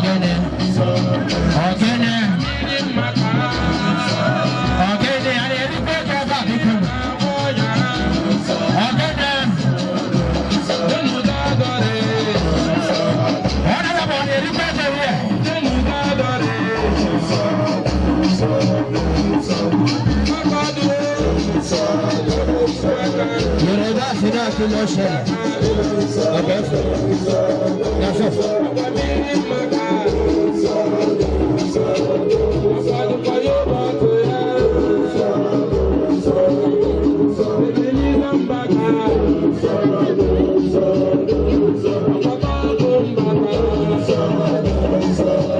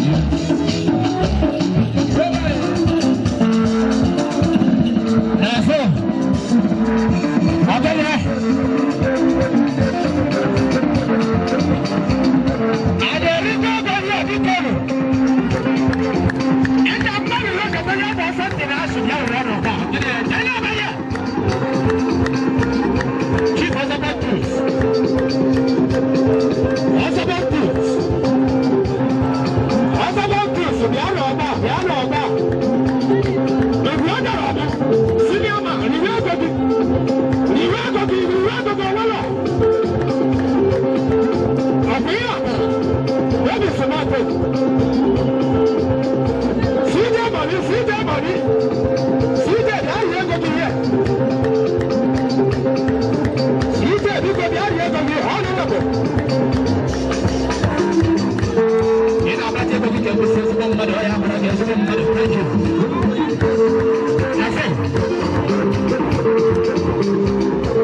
I don't know what it is. Me and I'm done. And I will go. And I will go. Shake here everywhere. Why I am? They didn't decide that the referendum. No. Why you?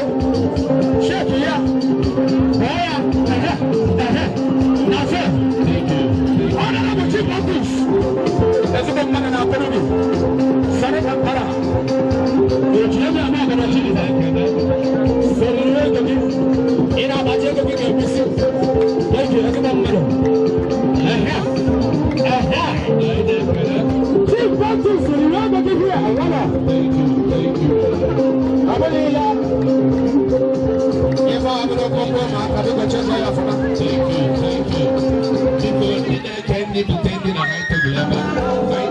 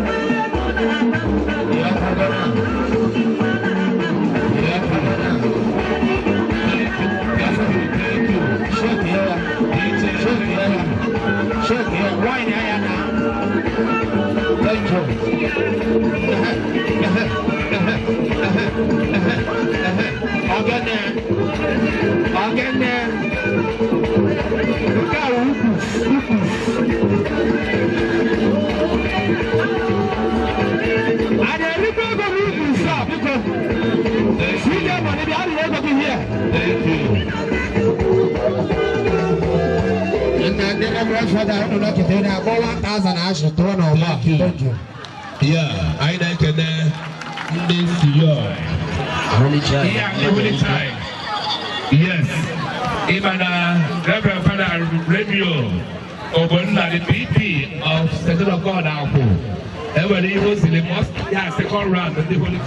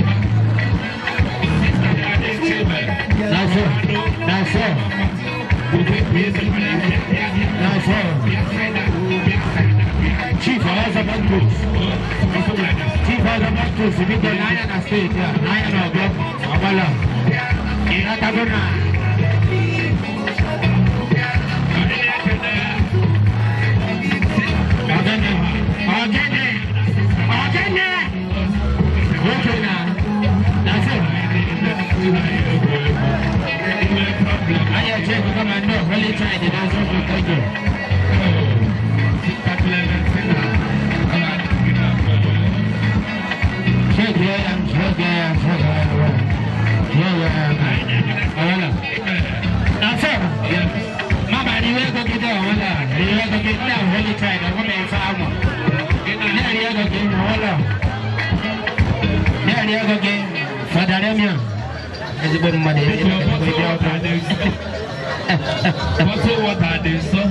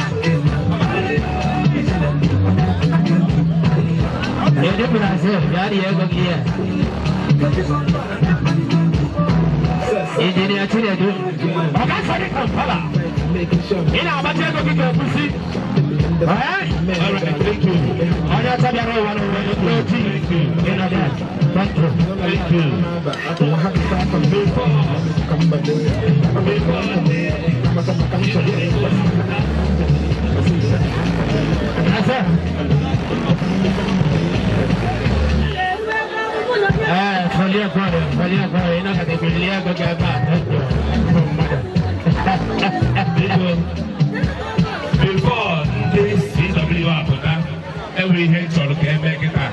And they have hosted this from Basilica guitar. Because that is just nobody here in this seminar in our day, mechanical idea coordination. Just like 10 minutes. Can you, or 5 minutes, or 5 minutes. Can you let an animal father, can ever handle? Can you can ever handle? And also, Papa and Papa no Seba. Mpayana ola no. Can ever handle? I am Father. Can you Father Namulo? No, brother. Okay. I say that. I say that. Good. Can Father Namulo? Can I go on? Father no fear? Keep that to go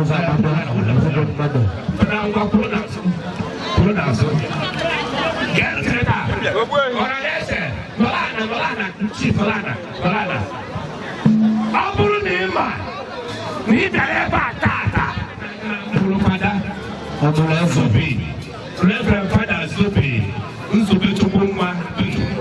Oh, okay.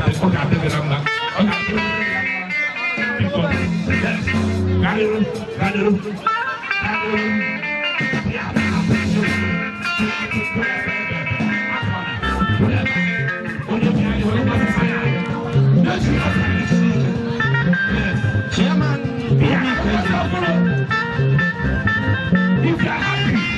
if you're happy, our double chairman, who became a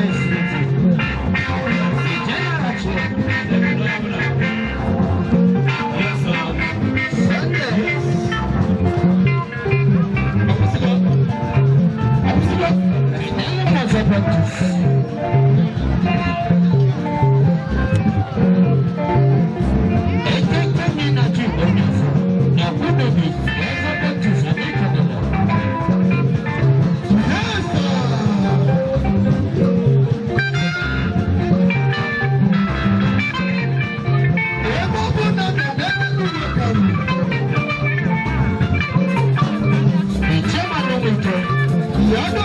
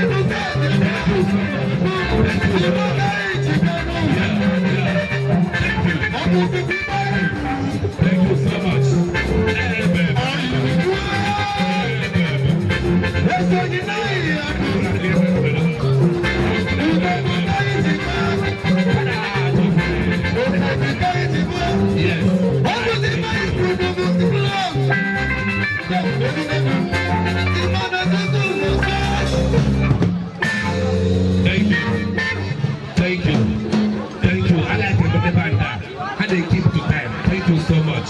Ndị banda oge adịrị m ndụ. Biko gbagoteboro n'ihe a, gbagoteboro n'ihe a. Ihe microphone nke ọzọ. Gbagoteboro nke a biko. Anyị na-ekele ndị band ndị nne chere n'ụwa. Ndị nne ngwata ebe unu elugo ịbataba. Ọ bụrụ na ịma na iji gift and isi faa wee bịa. Ọ bụrụ na ịma na iji gift and isi faa wee bịa. Ọ bụrụ na ịma na iji gift na isi faa place wee bịa.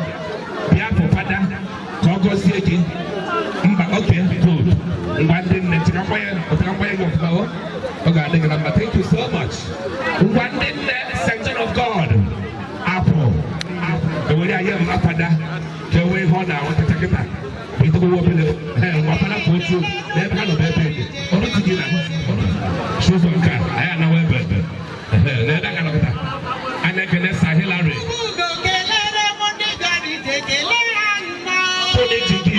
Bịa ya fana gift wee gị something. Imi ke na ozugbo ozugbo. Akwụ na ata ihe ebe ebe. Tọọ dị ihe ebe ebe. Tọọ dị ihe ebe ebe. Ndị nne dị ọsịa ego, ndị nne dị ọsịa ego, ndị nne dị ọsịa. Ndị nne dị ọsịa ego.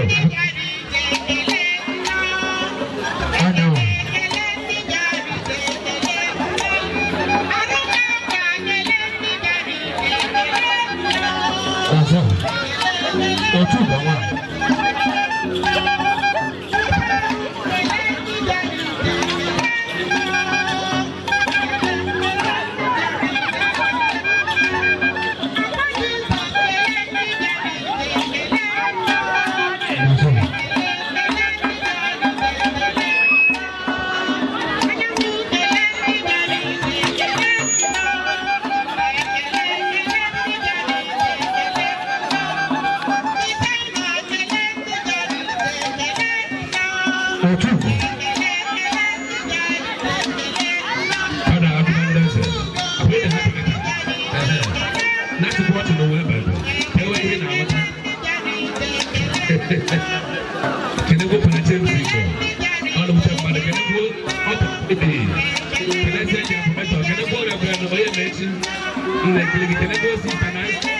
Sister Kelechi, Sister Clementina, Sister Janatine, oh, Sister Ogre, Kisi Kendi here in the little Sister Ofred Dundana,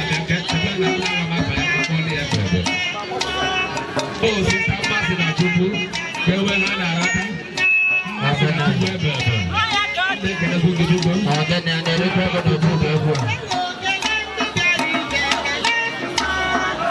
Chief Honorable Peace. Yeah. Ojego ma confuse. Akunidi. I like Reverend Father Augustine Awuchi all the way from Singapore. Reverend Father Augustine Awuchi all the way from Singapore. How about when I feel the come here? No. No, they do that. But I will video from it.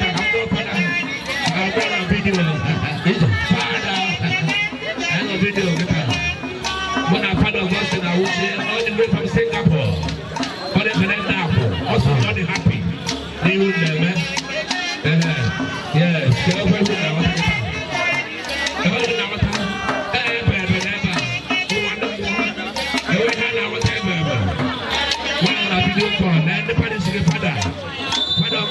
all the way from Singapore. On that balloon.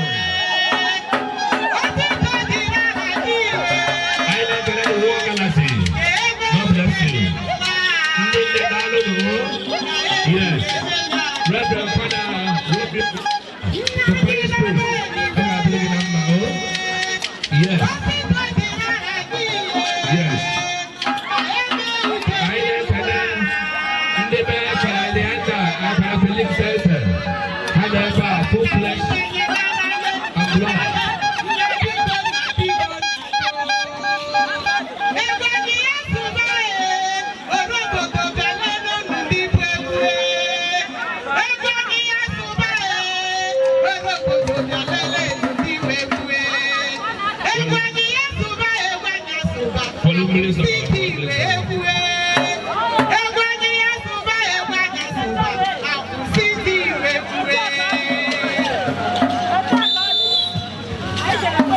I go there, girl.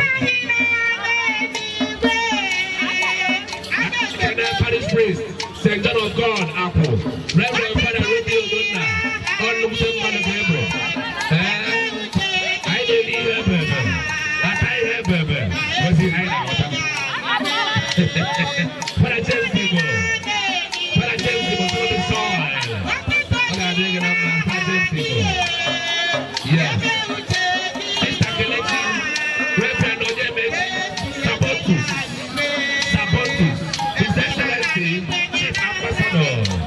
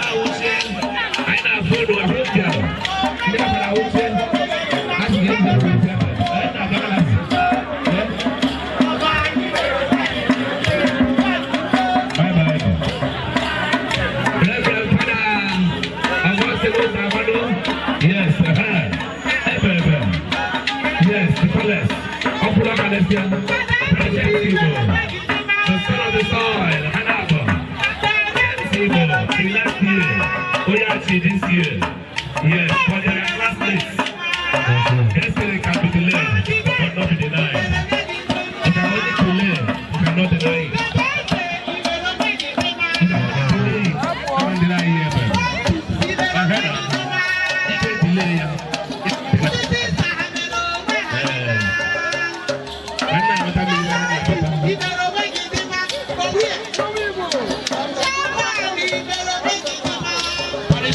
ndị Son of God ahụ.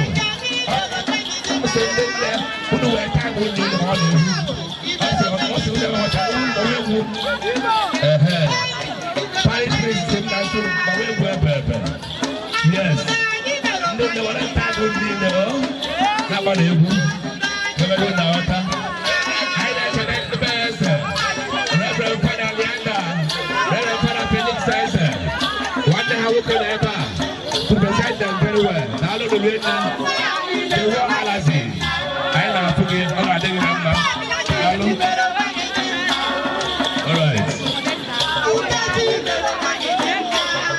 Ndị Father Leander, Felix Sizer. Biko anyị na-ayọ onye ọbụla n'ebe a. Ide eri ihe oriri mee ka mmadụ na ide eri ihe oriri. Ọ bụrụ na ide aṅụ mmanya ime ka mmadụ olu. Ihe oriri na ihe ọṅụṅụ dị ebe a. Anyị nwere mmanya. Sister Clementina. Thank you, thank you, thank you, thank you, thank you, thank you, thank you, thank you, thank you. Anyị na-ekele ndị nne, ndị nne, ndị God. Anyị na-ekele unu nke ukwuu. Ọ ga-adịrị unu na mma. Thank you, thank you. Reverend Father Romeo Obonnaya, Parish priest, Son of God, Abuachi, ọ na-ebe atata. Na-asị ndị nne ma wee ka a chọrọ igwe ndị nne hapụkwana mana ndị nne pụtara ịpụkịta. Thank you, thank you, thank you, thank you. Daalụ n'orie nne. Yes. Secretary of Committee of Ordination. Anyị na-agana Ogbuefi Godwin. Godwin Sule. Yes. All right.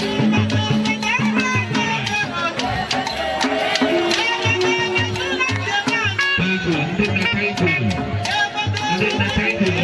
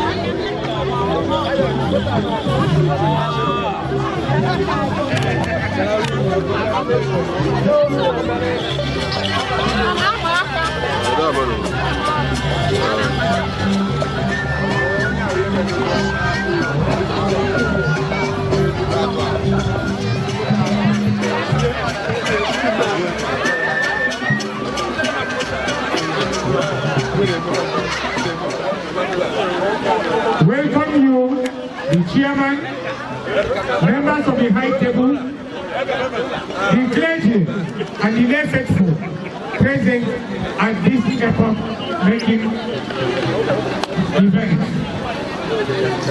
Today, the 10th of August 2025, is a day made by the Lord and to be remembered. Our brother Reverend Father Augustine is celebrating his first Mass after being born a priest in the order of Melchizedek. We thank our son and the newly ordained priest, especially for his doggedness through his vocation, which manifested to our being here today. We also thank the Bishop of Ogdiocese, Most Reverend Ifeanyi Chukwuokoye, for finding our son worthy. Finally, we thank our parish priest Reverend Father Romeo Obona, for his untiring efforts towards the progress and upliftment of our parish. We also thank the members of the ordination committee for their efforts towards the success of this occasion. We therefore, on behalf of the entire parishioners of St. George of God Parish Akwachi, present to you this our widow's mite.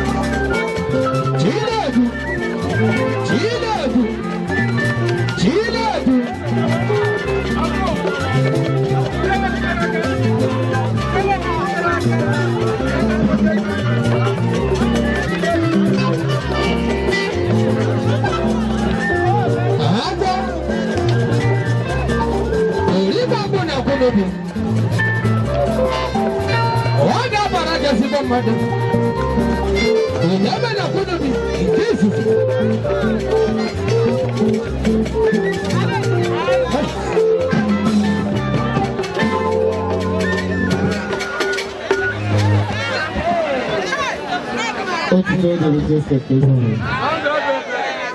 Otuto dịrị Jesu Kristi. Anyị ji ụjọ nwere onye kere Chineke maka tata. Chukwu fọrọ anyị n'anya. Chukwu fọrọ anyị n'anya. Mana Chineke fụchazi mmụọ n'anya wee fụzie fada echi n'ọfọ n'anya. Fụzie fada ogoro n'anya bụkwa mfụwazie onyocha n'anya.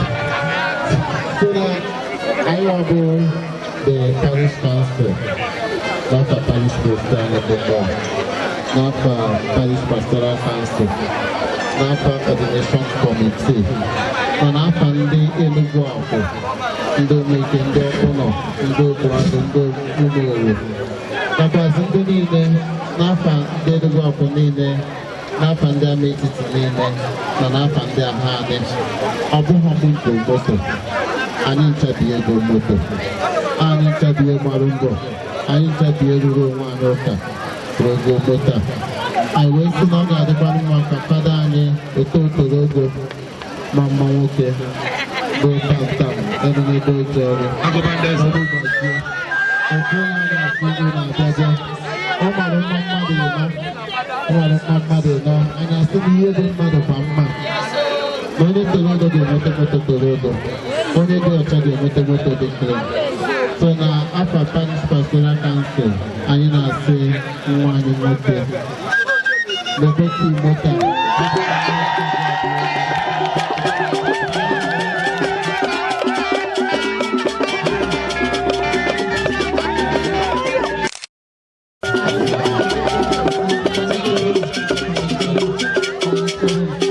anyị na-asị ya biko na ọka nọkwa na ebere anyị.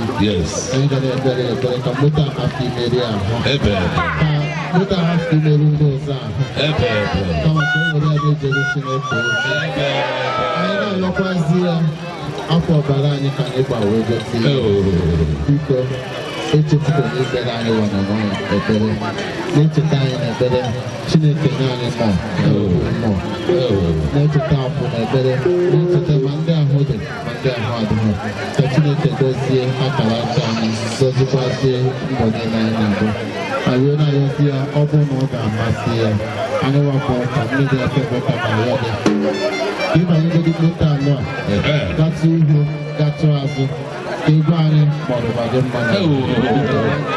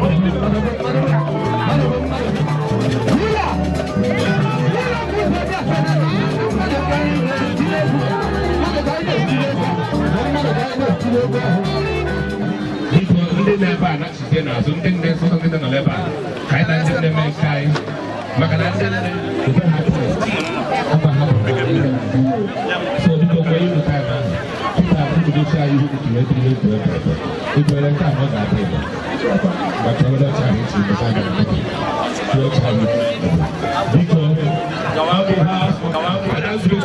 give me attention biko ihe a nnukwu ihe na-agbanye nkịta wherever you know nne St. John of God abụ chọrọ ibunye gị ihe ahụ ọ na-abụ anyị gaa na St. Paul's igote ọgara nnukwute ọnụ ịmara ihe ndị nne bụ n'aka ihe a ịmara ị ga na-enwe sọsọ obi aṅụrị a sị na unu bụ ndị nne ọma nkọ unu n'udu mmiri na ọkọchị and chukwu na gozi ebe parish priest unu bụkwa na ụmụnna Romeo ọla ọbụla ụlọ akwa eziokwu chebe n'ọchị ahụ na achọrọ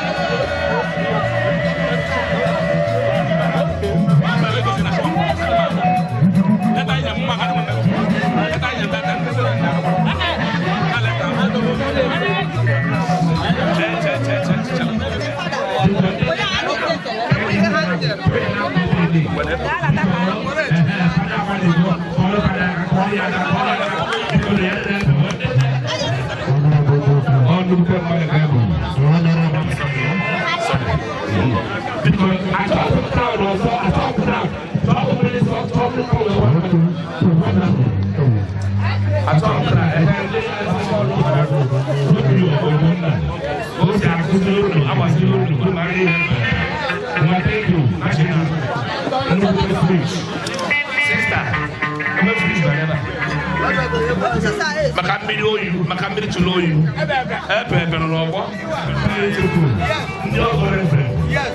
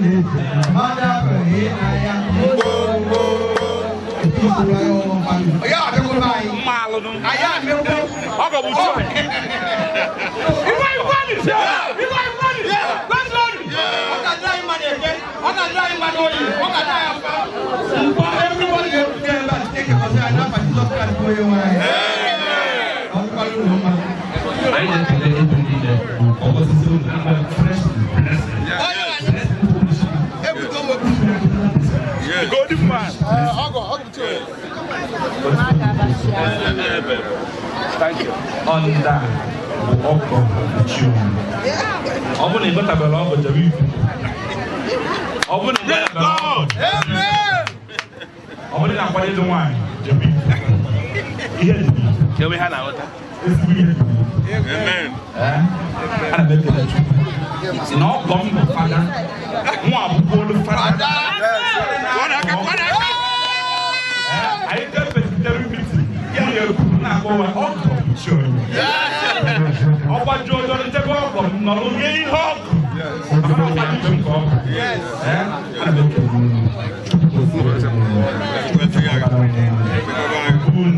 ebe niile nke nna ya bụ ka nna nwa ọ bụrụ nwanyị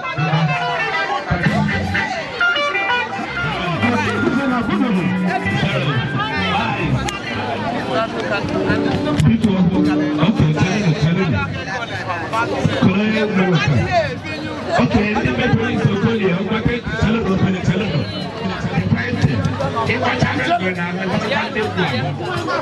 Now, on behalf people, I saw some crowd there, but I told you. Never find the first one.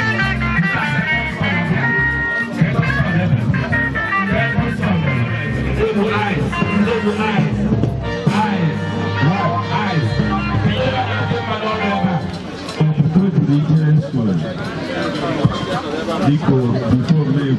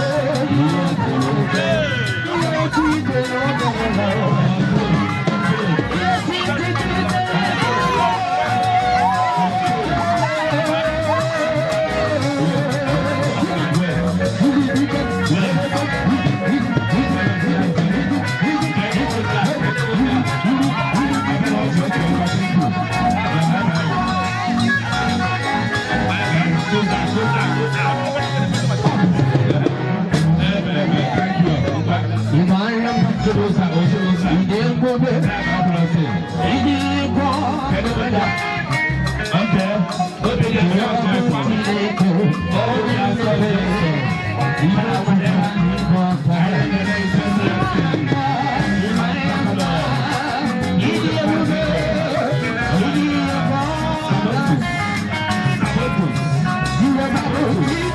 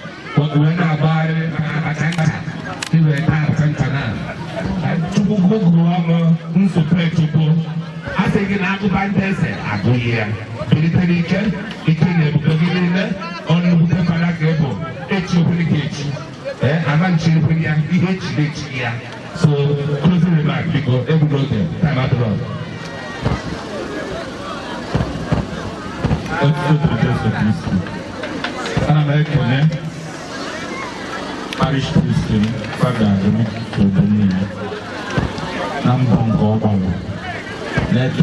Nation Committee, in a special way, American is no change of Honorable Makambo, ka ọ bara n'ebe m nọ. Ana m ekelekwazi ndị niile gbara mbọ, ndị donetiri ego maka ihe nnụnwa emere tata, ka Chukwu gọziere m unu. Na-ekele ndị niile ndị ka ga nọ ebe a, ndị nna, ndị nne, Chukwu gọzie unu, Chukwu gbaa unu ume. Ebe niile unu si eweta, Chukwu kwụghachi unu. Ihe ndị aka na site na Kristi eji anyị.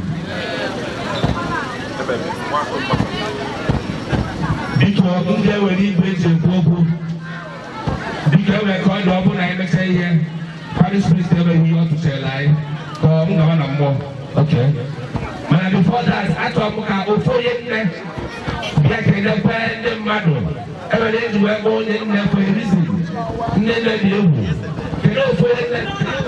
Kwuo na mgbe ọ gbajiri dọrọ ọza ihe ọ tara anyị na St. John of God akwụghachi isi nzube Chukwu ọ karịrị akarị. Ya mere anyị na-ekele Chineke n'ụzọ pụrụ iche, ekelekwa ndị nne niile gbara mbọ mee ka ihe niile wee gaa ọfụma. Anyị sị ka Chineke gọzie ha. Anyị na-asị ka nwanne anyị nwoke bụ onye ụkọchukwu n'ụbọchị nke tata, ka Chukwu gọzie ya, ka Chukwu chekwaba akpa ya, ka Chukwu nyebe ya the grace and the strength ọ ga-eji wee rụọ ọrụ ya dịka o kwesịrị ekwesị n'aha Jizọs. Ugbu a biko anyị ga-eguzo n'okwu anyị ka anyị mee closing prayer ka na-ekwu anyị new blessing. Ọ na-enekwa n'ahịa anyị n'ebe mkpa na-akpa anyị ma ọ na-azọkwa anyị ife abụrụ ife dị egwu. Ezi Chukwu, anyị ekele gị maka afọ ọma na obi ebere nwere wee nye anyị ezigbo weda iji wee mechaa ihe nnọọ anyị na-eme. Chukwu, ana m ekele gị, na-ekelekwazi gị n'isi ndị niile kwadoro mmemme nnụnụ, ebe niile ha si wepụta imezuoro ha akpa ha, ebe niile nke ha si wee gbaa ọbara iweta onyinye nnọọ wee nye m. Chukwu, ana m arịọ gị ka ị gọzie ma chekwabara m ha.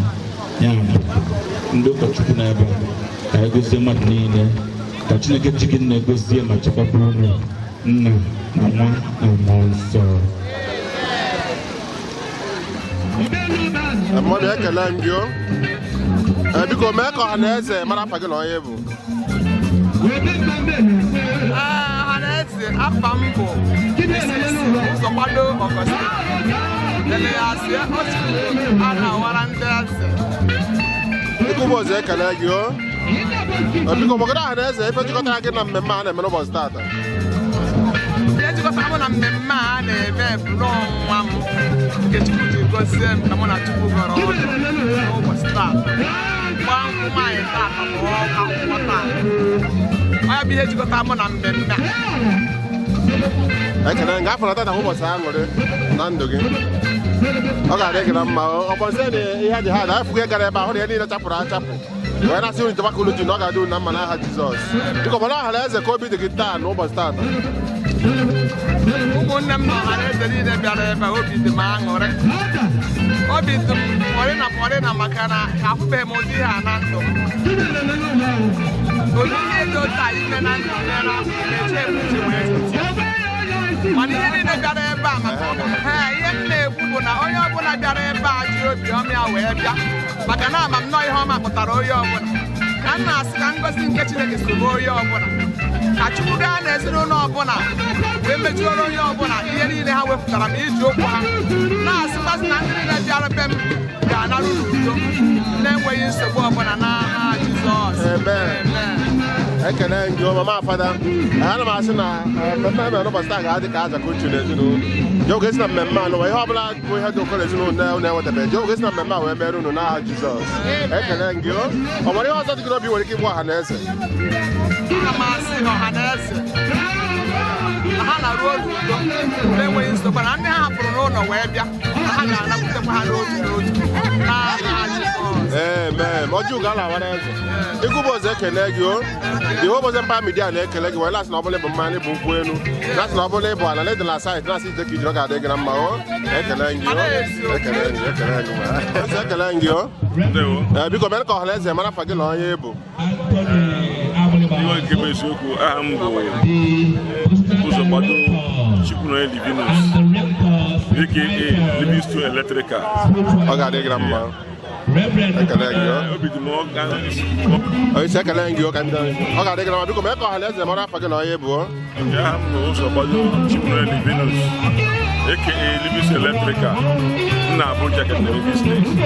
So obi dị m aṅụrị tata because na ọmụ a pụtachara ụmụ ma ezigbo Chukwu a Augustine ụzọ gbado Reverend Fada.